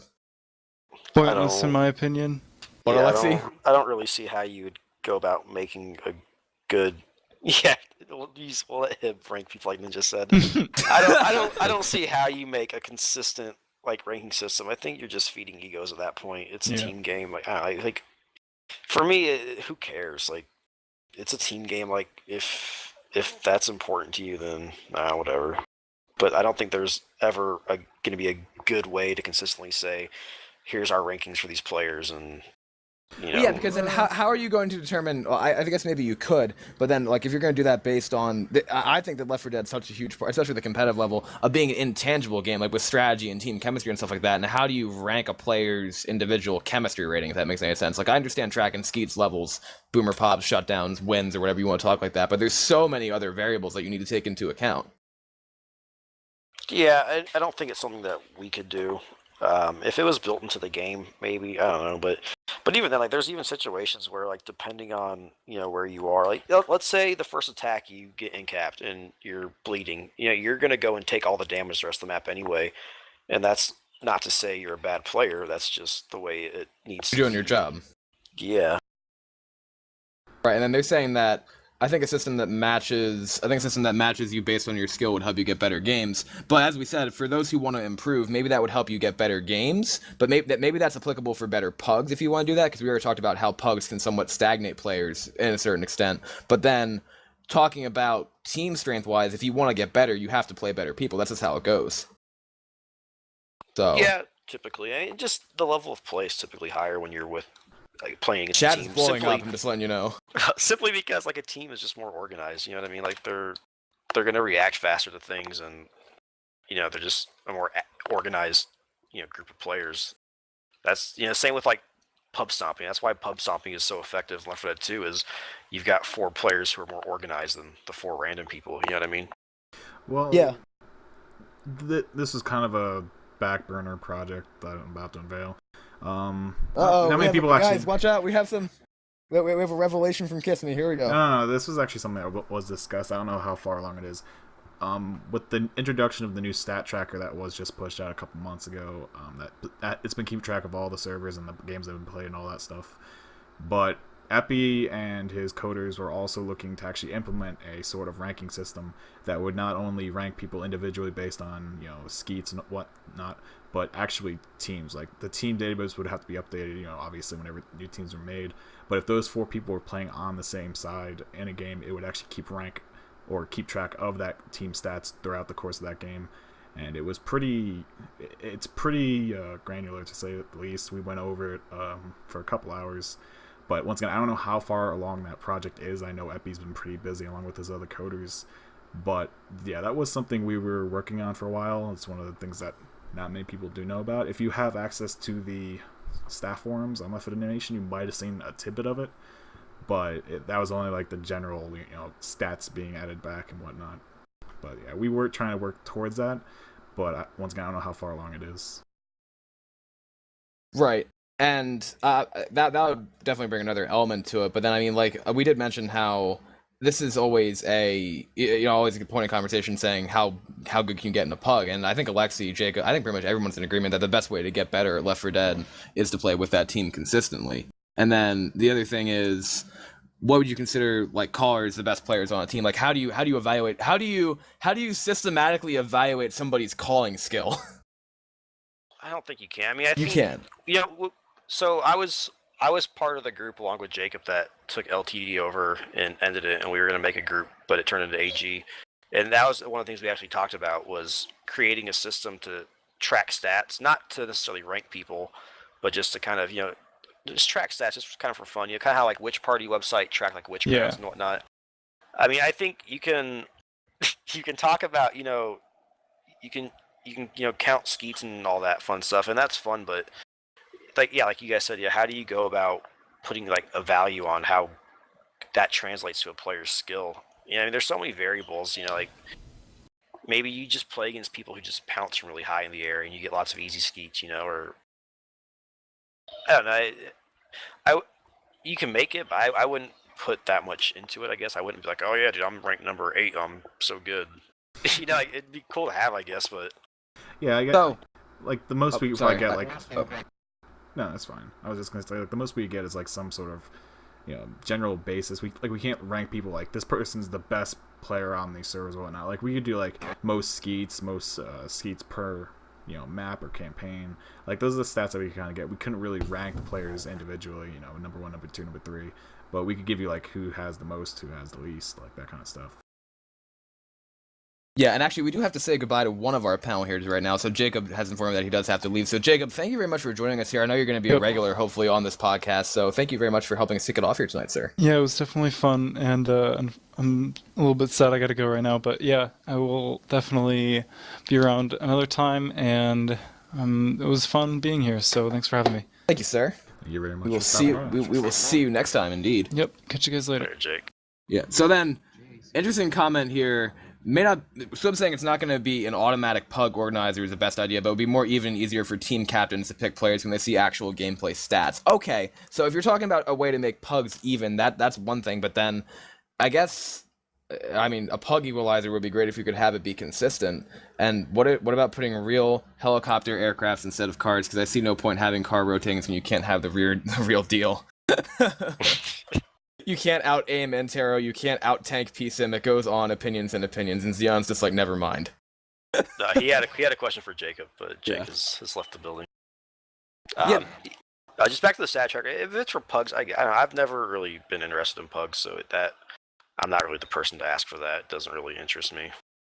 Yeah, I'm kind of the same way. I play pugs once in a while, and I have my own personal opinions on, so I know some people like playing and like pugging just to get a game in and stuff like that. So, I mean, that's another actually really good question coming out from 45 saying, the thing is, a whole conversation about the community growing and having players who aren't as experienced in the pugs, then if they're not tracked by the stat tracker or something like that, then why would anybody go about picking them if they don't have anything to offer to that pug team? Like, I think it would be more inclusive just to have more people come in. Having captains mean less experienced players would get as much playtime, but then also like no improvement in that sense. So I mean, I think it would almost be counterproductive in my opinion, but that's just me. I'm the host. What the hell do I think? I'd like to just kind of see a general shift from pugging to people being more interested in forming teams and I agree. Honestly. Yeah, I agree. I mean, I always love to see when more teams are forming and stuff like that, and I always try when people come and say, Rails, in the short amount of time being in the comic community and stuff like that, how have you been able to somehow progress your skill in a community that some call stagnant? But I don't believe it's stagnant. That's what some people call it. I think the best way that I've gotten better is by playing with people who are better than me, for one, playing against people who are better than me, and then playing consistently with a group of people for periods of time. That, I think, is the best way to get better at the game. Pugging, some people argue that can make you better, but I'm in agreement with Alexi when he said that really it can turn a lower player or a lower skilled player into a mid-level player. But then when you're really trying to get good at the game, the best way to do it is with a consistent team. So I think it's definitely better to, so I'm saying new players are already fat kidded, but the best way not to get fat kidded is if you're playing with a bunch of people who aren't going to fat kid you in a scrim. That's my opinion. Yeah, like I don't like some of the mindset people have, like when they're pugging, like they take pugs like so seriously. Like to me, a pug's just like a glorified friends only game. Like if you lose your pug, like who cares? Like you don't really gain anything from winning or losing this pug. You know what I mean? Yeah. Like you just pick people you have fun with, not that you're gonna win with. I guess if that makes any sense. Yeah, because I mean, but that comes down to the age-old discussion. In order to get better at the game, do you try to have fun or do you try to be focused on it or something like that? It comes down to. You can do both. A lot of people they like to say, "Oh, well, Confoggle, no fun." You play Confoggle, you're not having fun. But it's all about who you surround yourself with. Yeah, I mean, and some people aren't going to be compatible with other people, but then those people who they might not necessarily be compatible with might have their same group of friends who they get along great with, and that's wonderful. Then you can play each other in a 4v4 and talk about how bad the other teams are behind their backs. Good old Left 4 Dead 2. Good old Left. I'm being honest. That's how it happens. If you have a group of people who you don't necessarily agree with, you play with your friends, they play with their friends, and then you play each other in a 4v4. Come on now, it's a team game. Now, here's another interesting question that I just came up with off the bat, and then you get shit talkers taking away your internet fame. Exactly, Twit. So anyway, Titwit, I should say. But clicks. It's been discussed. I actually one of the players who's been out of the scene for a while, but who was a very well-known player back in the olden days of the game, said he compared this to high school, but with more drama and more clicks. Is there any merit to that statement? And Kissme, you know exactly who said that. I could probably yeah. Yeah. Yeah, I guess you could say that. I mean, anytime you get groups of people together, yeah, you're gonna gravitate to hang out more with your friends. I mean, not everyone's gonna want to interact with everyone. I don't know. I mean, I had fun in high school, so I had fun playing Left 4 Dead 2. So that's not the answer I was looking for. High school was fun. Good fun. times for me. I don't know. High school was a but blast. I mean, I think he was saying that in a derogatory term towards the community, but I'm not entirely sure because I don't know. He's also told me some very interesting opinions on, Kissme. Yeah, I know the guy, and no, he means that. And I do agree with him, because back when he did play, there was a lot of things that went on. There was a lot of drama between players. Because back when he played, we were also in the process of transferring from Left 4 Dead 1 to Left 4 Dead 2. And that's when the huge community split occurred, and we got split 50-50, or it was more like 70-30. But it was... I can't find a good word that's not colorful here, so I'm just gonna say it was like a bloodbath. Anyway. Yeah. Poor Vasil. In high school, I was told I looked retarded. I'm sorry, Vasil. I mean, anytime you're in any group of people, like cliques are gonna form, and people are gonna kind of just naturally gravitate to who they like hanging out with. That just happens in any aspect of life, really. You're beautiful, by the way, Vasil. Don't let them tell you different. Yeah. Don't let them tell you differently. A bloodbath is indeed colorful. Thank you, Swim. So then, Alexi, personal opinion question here. When you were still a spectator, hell, even when you were still a player and you like watching other matches, who was your favorite team to watch? What time frame? Just throughout your entire time being a spectator of the wonderful community. I've honestly always really liked watching the newer teams play and just kind of watching them progress and improve. I just find it kind of fun. I was a big Polarity fan, for obvious reasons. I had friends on that team. I thought they played, really well. It was fun to watch them play. But I mean, I want to say, it was the newer teams that I really kind of enjoyed watching the most. One of the teams, when they stopped playing, they went by CTFO, but it was... Oh, yeah! Is that Bully's old team? I think he was on there. I remember it as, like, Bionic, Tom Batan, Project GSX, and Monkey. And they were one of the guys, groups of teams that started right after we started playing in the very beginning. And I always just thought it was kind of cool watching them, progress, as time went on. I'd say, and this goes back to the intangibles, for as colorful as their individual histories and certain members of their team has been, one of the favorite teams for me to watch coming up was definitely Team Sinister, because for all the things that have been said about Shade, he was an incredibly good caller, I think. And then you had the combined talent of R2 and Briz, and then Shaw and Audio in their run when they won the EFPS tournament. I always loved watching them. I loved watching Polarity as well. Team Royalty was another favorite. that entire, that those are the people I grew up watching. But then actually, interestingly enough, when I came up, and this is, Alexi will remember this from when I used to scrim against DeadSec, but I actually came into competitive Left 4 Dead 2 by watching European matches. So whenever I'd scrim Alexi, I'd ask, why are we playing Finale? You remember that? Yeah, I do. Yep, and it was I always didn't think it was a thing because I grew up watching the Router Pixies, and I grew into the community watching the Router Pixies like that, and Dragon Casting, that's another major influence who was him and Battle together on me as a caster, probably my two biggest influences, and Prodigy is the one who I actually molded myself after in that regard. But yeah, so I mean the European scene is also kind of developed in that sense, and then judging off of that, Alexi, then when you've played EQ and you've played Pro Mod, which do you think does a better job of actually balancing the game?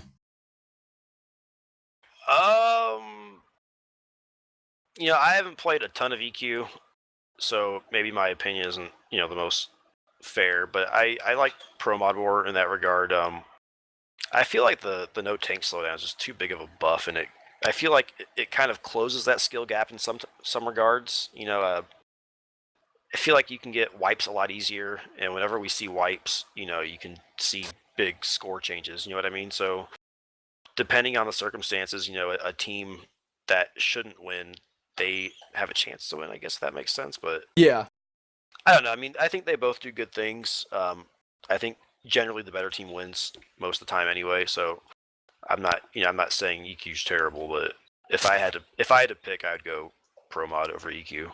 Jeez, Alexi, saying that the communities should stay segregated, saying that EQ is not the right config. Alexi, what is this? Are they asking what is happening right here? They're asking what config is being played in the server I'm in. It's some sort of crossbreed, I think.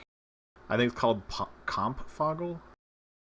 It's like it has some T2s here and there. I don't know if they're like nerfed or what, but it's in the server. I don't know, but Kissme's actually stopped playing Alexi's wonderful frag videos that Dawkins and other people made for Team Mediocre. That was like 20 minutes of footage, and I can't play the same videos like 8 times. Oh, no, so that would be 6, yeah. That's 20 minutes of footage. Yeah, come on, Alexi. What the hell? Why hasn't Zelva made a frag video yet that's longer than 2 minutes? I don't know. Ask Dole. Last I heard, he was working on it, but I think he's got kind of busy with stuff, so I don't know. I haven't asked him about it. Oh, goodness. Yeah, he probably was. Now, we actually have another conversation going. Yeah, it is Boss Foggle, right? Kissme? I don't know. I think it is Boss Foggle. Mox said Compfoggle, like on the first map. That's all I saw of chat before I stopped looking at it. Yeah, I said Compfoggle in the ready up. I have no idea what that is, but... Yeah. I think it's some Thank you, Zen.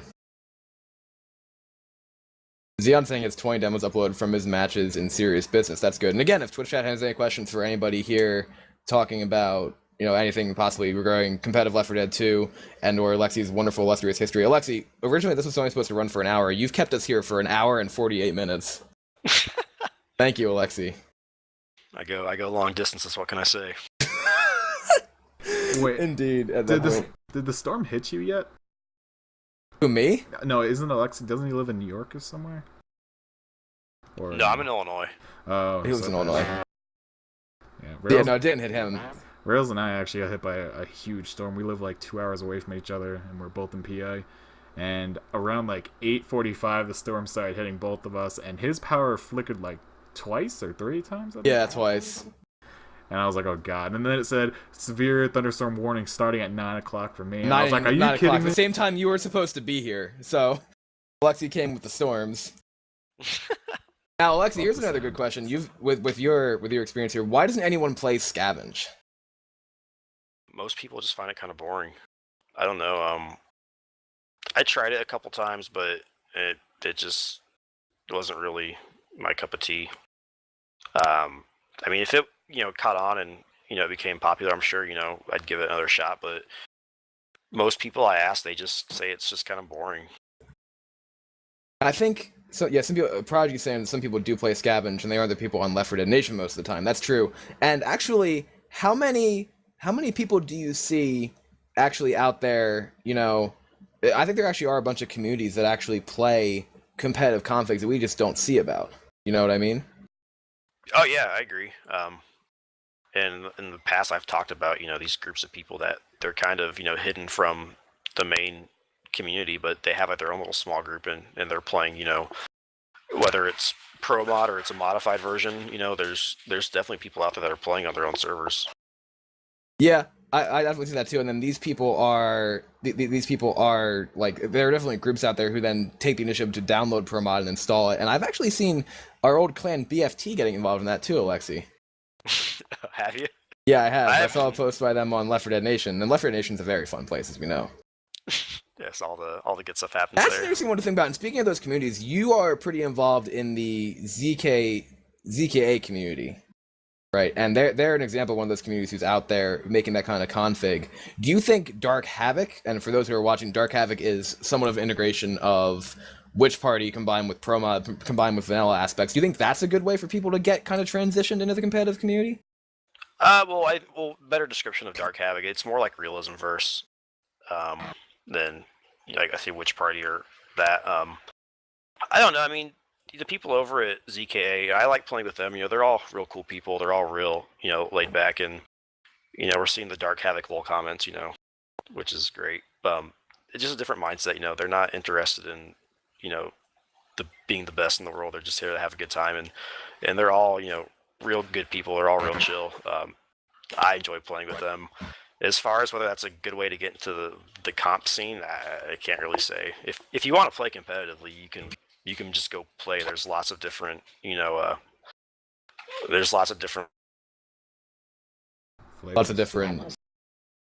Flavors. I think his name might have dropped. Sorry, there we I'm go. back. Alexi's back. I don't know where I cut off at, but what I was saying last is, if you want to play comp Left 4 Dead 2 and you want to play pro mod, there's a lot more ways to get into it nowadays, whether it's pugging or it's left to learn or even the ACI. If you want to play Dark Havoc, you can play that, but I don't think that's necessarily going to push you towards competitive play. You might try your hand at it, but I wouldn't really say it's, going to push you that way. Yeah, I know. And then people are like, we don't want to see that mentioned. I don't want to hear Kissme screech. And then it's like, Gangsta Foggle 2014. Thanks, Zen. What in the hell is Gangsta Foggle? I kind of want to know this. Alexi, have you ever heard of Gangsta Foggle? I think I've heard it mentioned once or twice, but I don't really know anything about it. Yeah, I don't know either. I have a feeling it's going to be something very colorful, but I know someone did ask or mention any list of the current and future tournaments planned for this game. I don't know if you want to do that or I can answer it. It's whichever. I think we're actually going to be expecting a special guest in a second. So, Kissme, if you should like to list that off real quick. We'll take a quick pause here, so Alexi can also drink. I'm sure Alexi's quite parched from sitting there waiting for each question for the last hour and 53 minutes. All right. I'm Well, gonna go take a potty break real quick then. yeah, Okay. I actually just took one. But yeah, so for right now, basically all we have planned for right now is RBT and the EQ number 3 finals. Those are planned for sometime this coming week. We're not too sure when. We'll be sure to let you know. It might not be cast on this channel. I don't know what Dragon's plans are, but if it is, obviously you guys will be notified of that. And then obviously once again the RBT. We're going into week 5 of it, I believe, and it should be pretty interesting here. We're gonna see a lot of the. Oh, I thought that was him joining. We're going to see a lot of differences being made here in these coming 2 weeks. Is that you that's pressing your mic? I think it Rails. But yeah, and then past this, we do have a few tournaments. I don't know if I'm supposed to talk about, but I've talked about them already in the past. We have the EFPS tournament coming up. That's a no-brainer. That's on the forums. Dallas is looking for admins. He might have already found one that I recommended, so we'll see how that works out for him. And then we also have a CEVO tournament that is in its early stages of getting readied up here. And I'm talking with the CEVO admin still and the staff of them, and we're trying to get it all planned out. Not too sure what the prize pool will be. Hopefully it's something nice and juicy for you guys to attract more teams and players. We'll see what happens with that. And then also we have a custom campaign tournament number 3 that will be hosted by Jacob and Xeon. So that should be another pretty good tournament to watch out for. And I guess they're still not here. But I don't know if Rails is here. I'm here. Okay. I am. And Alexi is also back. But yeah, so for the foreseeable future, those are the pretty much 3 or 4 tournaments that you guys can expect, and obviously finish watching up here. And yeah, I know CCT3 that will be starting sometime in the next month and a half, 2 months. CEVO, we might not be seeing that until October, November, somewhere around there. All right, so we do have a special guest who's about to be dropped on here. I don't think I even told Alexi he was coming, because he has logged on and talked to me a couple seconds ago, but I'll drag him in. I'm aware of who it is. He's messaged me on Steam. I will go ahead and change the graphic as soon as this map does change, because this is the second half, and they're about to make save for me. But yeah, make sure he has a token. If you figure out what it is, I can give you it. Can somebody move him in, possibly, Zen? Actually, I'll go talk to him for a second. Hold on, you guys stay here. Alright. Oh no, I'm denied entry privileges there. What is this? I'm an admin. What is going on? I have no clue. We just give him the token. Can you just drag him in? No, I If don't you're have an access. You would have to move to the AFK channel, I think, for me to move him. Yes, it is Gabe Newell. No, but Yes, Gabe Newell is coming. No, it's not Gabe Newell, but somebody who we have mentioned on this cast. But yeah, some of you guys have also asked for an interview with Envy and whatnot. PSIM already has it in his plan, his schedule to actually get that interview out there with Envy. We're not too sure if he's going to do just Deck or Envy in its entirety, and we're not also sure if we're going to do an actual podcast of it, or if he's just going to do like a written out type thing and put up on a forum. But we'll see what happens with that, where we have teams that we want to get out here. We want to get, obviously, some more config developers and community leaders, and yeah. And so we do have a special guest joining us here, as I believe he messaged me. I don't know. We were thinking of wrapping things up, but Dawkins, we had to have you included somehow.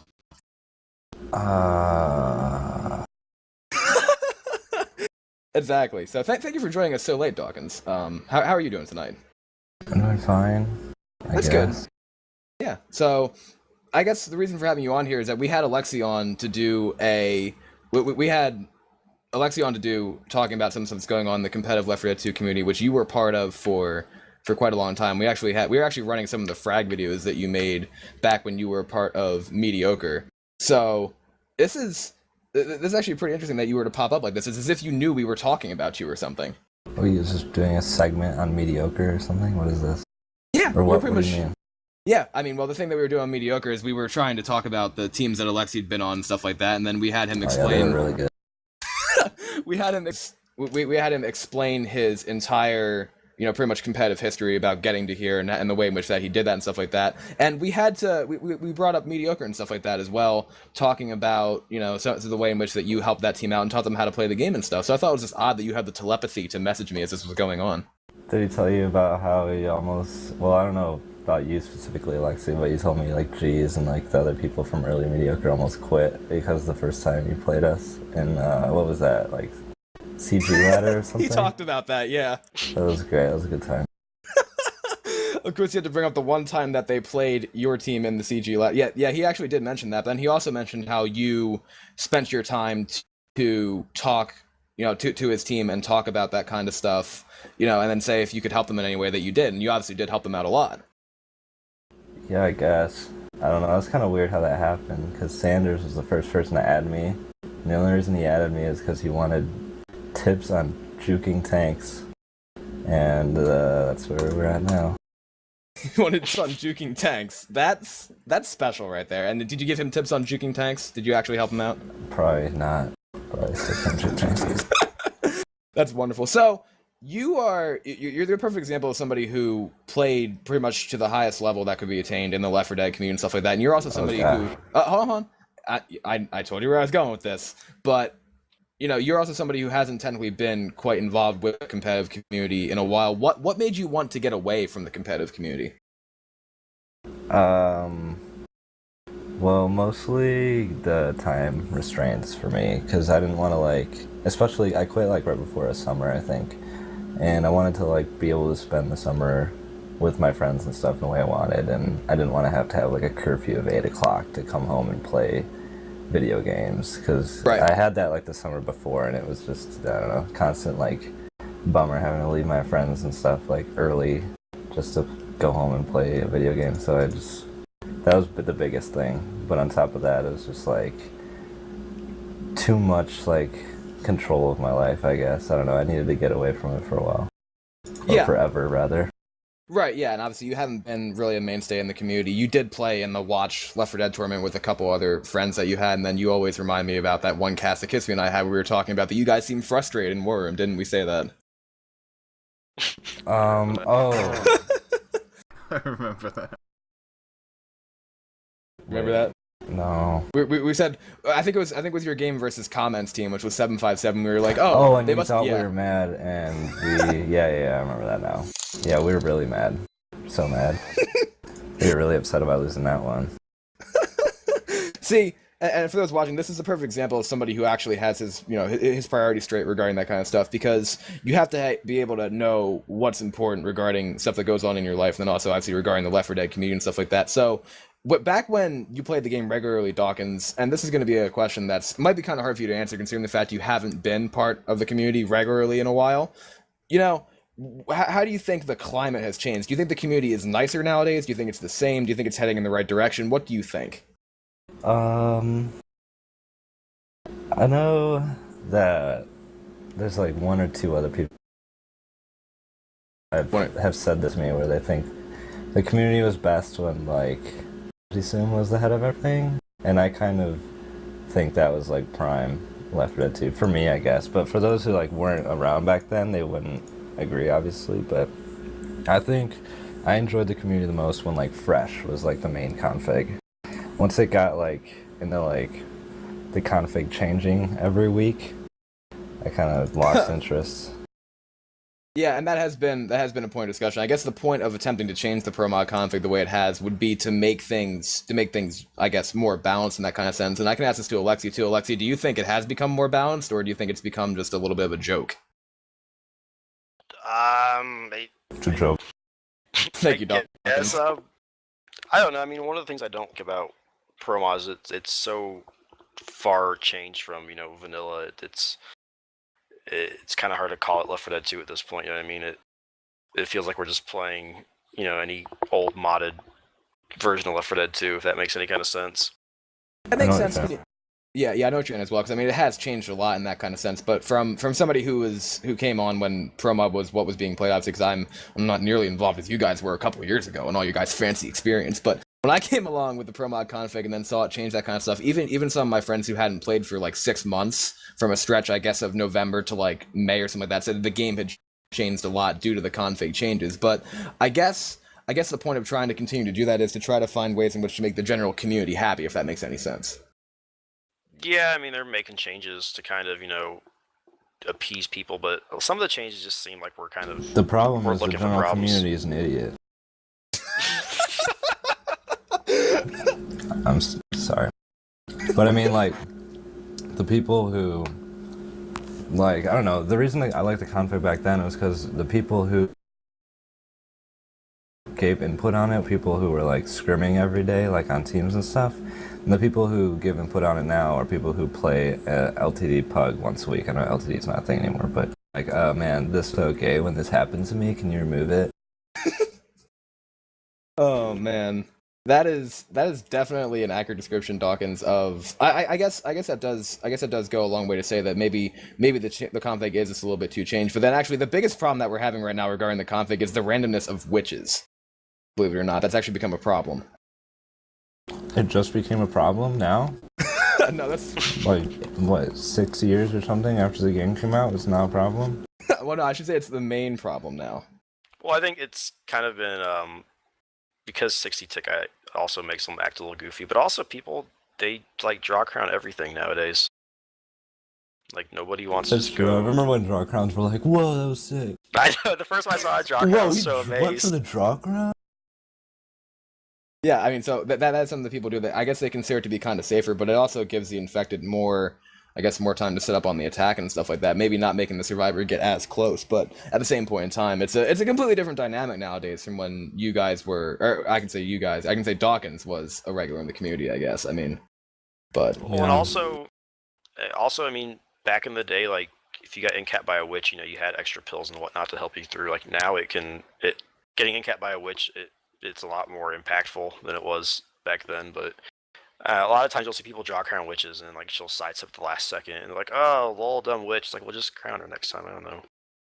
Like, if you're gonna draw crown a witch, you should just assume that things can go bad. Back when I played and stuff, sniping it was like 80% of the witches. Like, no one draw crown because we had HR too. It was like another reason no one did it. Yeah, so then I actually remember talking to you about this, Dawkins, a while back, I guess when I was still getting into competitive Left 4 Dead and stuff like that. Why do you think it was a good thing to remove the HR or a bad thing to remove the HR from competitive play? I don't know, I mean, it has like good and bad aspects. I like it, though, like, personally, just because it makes the SI think more. Like, I guess I understand people saying that, like, it's too OP and like that the survivors can get too split. But I think, like, you have to... I liked the idea of being, like, the need to, like, plan your attack based off of, like, hitting the HR and making sure that the HR isn't left just sitting there clearing everyone. Like, I don't know, I like that aspect of it. And I hate freaking... you know this already, I hate the SI nowadays, how you, like... No one even, like, goes for tri-caps anymore. They just, like, pull for punches and crap like that. Like, I don't know. I feel like tri-caps and, like, more coordinated and planned out SI made the game better than what it is. Yeah, and I can ask Alexi about that too, because with Alexi's involvement with Velvet Room, do you think that, you know, the coordination of the SI has dropped since that's been taken out?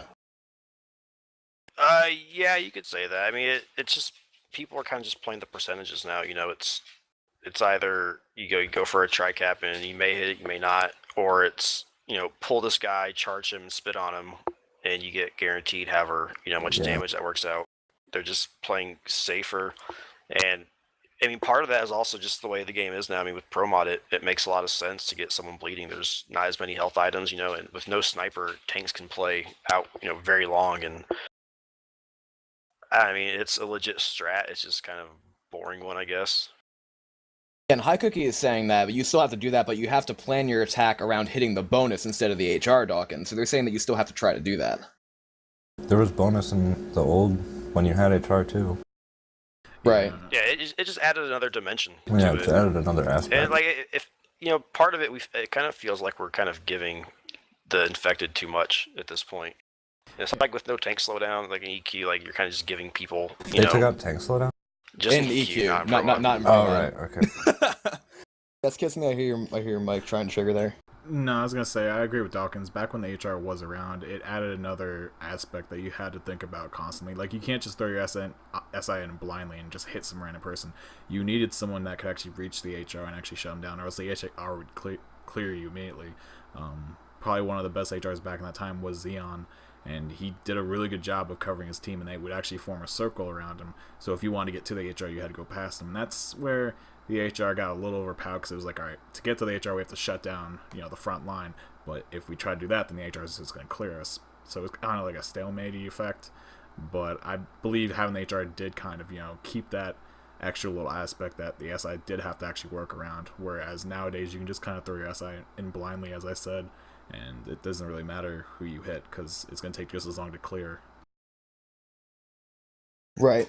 I mean, and that's when it comes down to the point where you need to have, I guess nowadays, the way which Dawkins and Alexis, when we played against you guys, the way we saw the SI working there is pretty much everybody you guys played with always went for those kind of tri-caps and stuff. And we tried, I guess my team always tried to go for stuff like that as well instead of the pull charge spits to make it less systematic. And then when people say, what is HR, I mean, that's the hunting rifle. That's the thing, Dawkins. This is how far we've come. Where like a lot of people actually watching are not aware that there was HR in the competitive configs. They have no idea who I am either. That's fine. No, we've already told them. See, that's not true. We've told them who you are, so they already know. Oh, so they already know I'm the best. Right. Like, yeah, I'm the best person I ever touched this game, and I spent 4,000 hours playing it. They already know. only 4,000 hours? Okay, kid. Yes, that's the hunting rifle. And then they're saying that if having HR is better, why remove it? Because that sounds counterintuitive, but it depends on what your definition of better is there, Liquid, because most people are arguing that was too OP, because it got to the point where people like Steven on Polarity were able to really rock with it. I think Dawkins can attest to. Steven sucked. Okay, I love Steven. There you go. Well, yeah, it's not I that thought it's... purple was freaking amazing with that. Sorry. Oh, yeah, But he was like so frustrating. Like you get a hit, and then Purple would just be ghosting in the corner and clear. And they shot. Oh, somebody just gave a shout out to Dawkins and Rorik's nightly pugs. Dawkins. Ah, heck yeah. That was so. Don't read the other shout out to Dawkins though. Those things were dope. Oh, does it call me bad or something? Okay, or, I've heard it all. Are you gonna be able to sleep 4,000 tonight? hours, I've heard it all. Are you going to be able to sleep tonight if I read you the shout out? Probably not. Probably shouldn't read it. Okay. I'm very sensitive. Yeah, we were. But then they're saying, yeah, because a good HR could carry a team, the other 3 players in your team could almost be completely useless. Is that true? I don't think that's necessarily true. Like, the reason Polarity did so well is because Fever, like, okay, Steven was really good with HR, but Fever, like, I feel like Fever was the best player on the team and he didn't even run HR. Like, he shut down so many spawns. Like, if you're catching everything, but your HR is the only good player on your team, you're not going to do well. Like, you still need a good team. The HR completely by himself couldn't carry the game, in my opinion.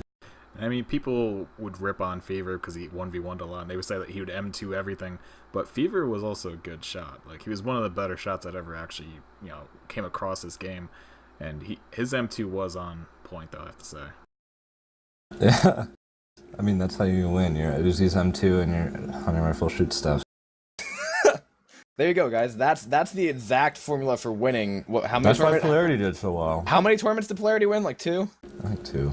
Yeah, something like that. So then pretty much what you gotta do is you gotta find a way to get Pro Mod back into Confog, or into Pro Mod, and then you'll have a way in which you have a... Get Pro Mod back into Pro Mod.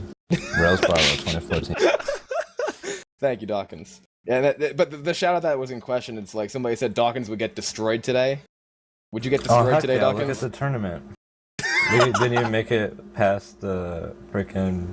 You guys hyped us up so much in that first match, by the way, when we played against Common's team. You're like, dude, Dawkins, Raccoon, Malevolence? I don't remember who our 4th was, but dude, they're gonna stop. Oh my god. So good. They gave me like 6 months. And we came out and just got right. Oh, you destroyed. No, the thing is, the other thing is when you guys, and this is actually a pretty pertinent question to scheduling of matches and stuff like that. You guys actually forfeited your last match, didn't you? Yeah. Yeah. Why did you do that? We were just so sick of everything. No one showed, like, besides that first match, maybe. I don't think anyone else we played in the tournament actually showed up on time. That was another thing that was really frustrating. It was like I would schedule a match for like 8, and they wouldn't show up till like 9:30. And I don't know if it was the last match or the match. No, it was like the second. I don't know. The time we played, it was the match against, I want to say like Shark or whatever his name was. He told us match is at like 9 or something like that.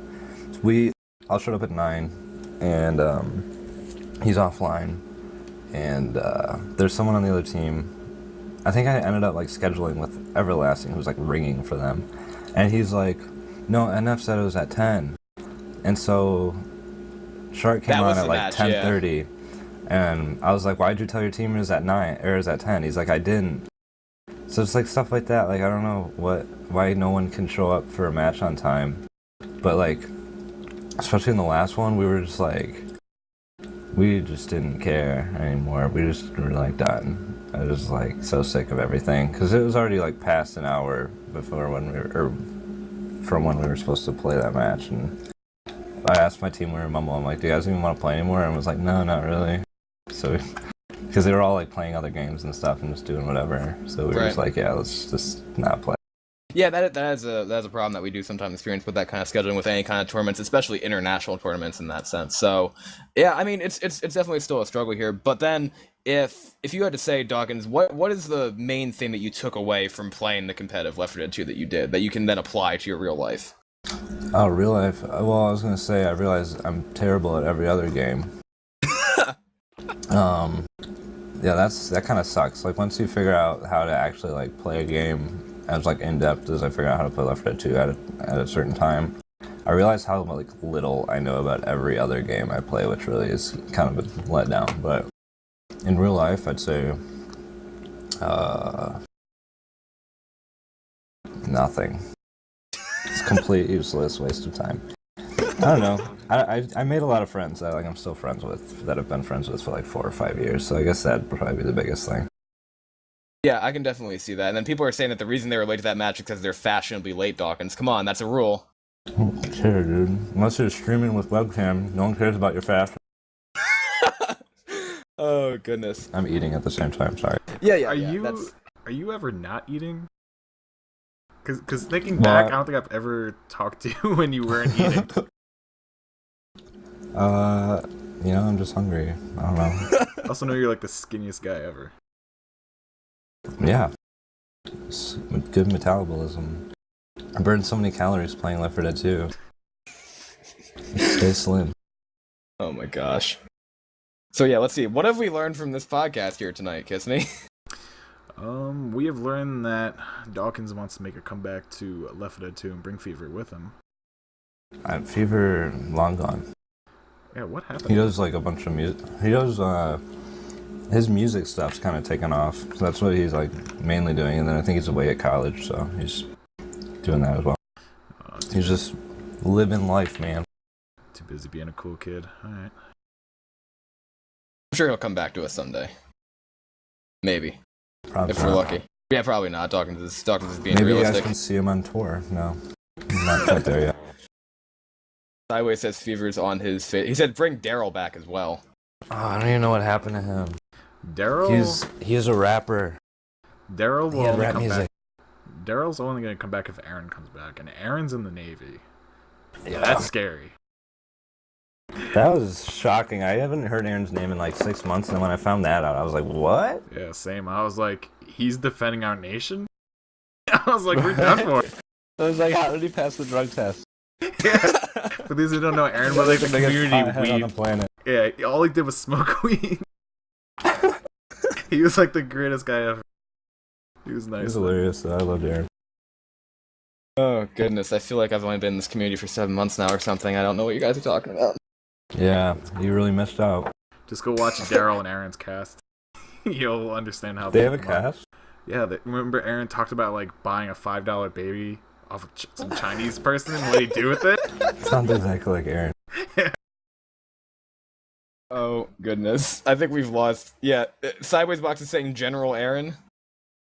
Oh, no. Yeah, he's gonna work his way through the ranks and be... Oh, someone's saying that Dawkins is grumpy old man number 3. I feel like that's a reference to something that I should know, but I don't.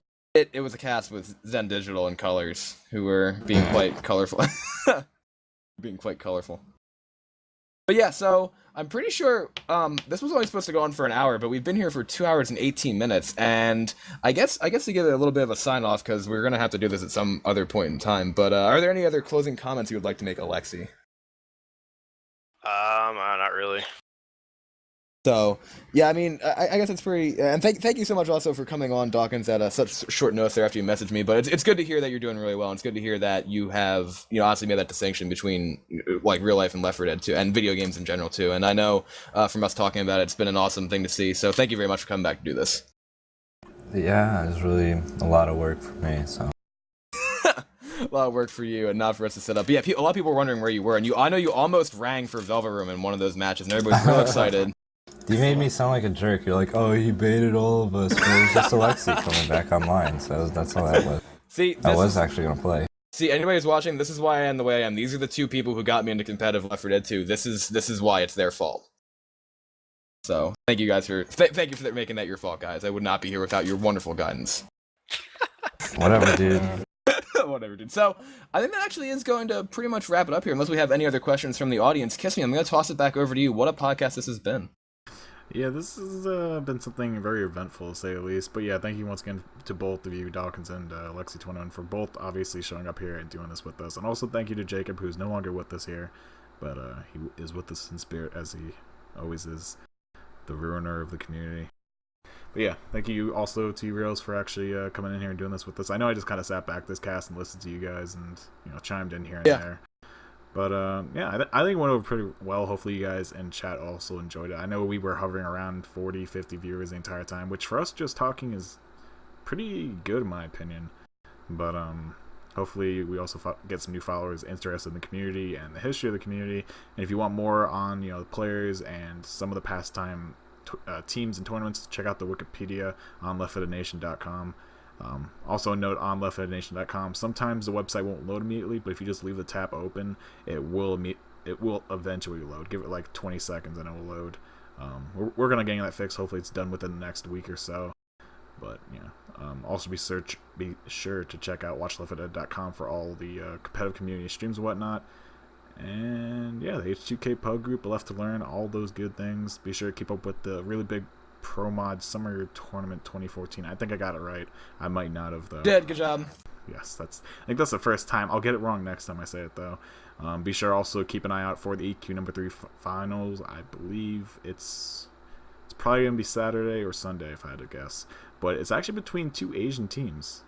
It's Envy and Hopefully, that's it. I knew there was an O in it, but I'm like, I can't remember if it's like NFO or something. But I'm like, that's the server company. So yeah, it's between 2 Asian teams. So the rest of the Left 2 community gotta kind of step your game up, guys. And It's embarrassing, America. yeah, it's pretty embarrassing. Cool Jerk is actually pretty upset. Cool Jerk wants to come back and he wants to take down Envy. So that might be a show match in the making. Let's see what happens with that. Snap. Oh man. But yeah, once again, thank you to everyone here for tuning in. Obviously, the guests and hosts that also came with me tonight. Good job, Rails, on the cast itself. You did pretty good. You really drilled Alexi, and Jacob was like, I gave Alexi all the tough questions and saved the softballs for Dawkins. I feel like there's still so much more we could talk about, but it was a good time. yeah, it was good. So yeah, I'll go ahead and give you guys some music as the outro, and yeah, thank you guys for tuning in for the pilot edition of the Black and White podcast, and hopefully we see you guys next time. Indeed. Thank you very much for and thank you, Alexi. Thank you, Dawkins. Thank you, guys. All I did was open Mumble.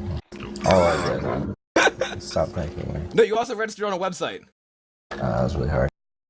Not even a verification email. I think that's good.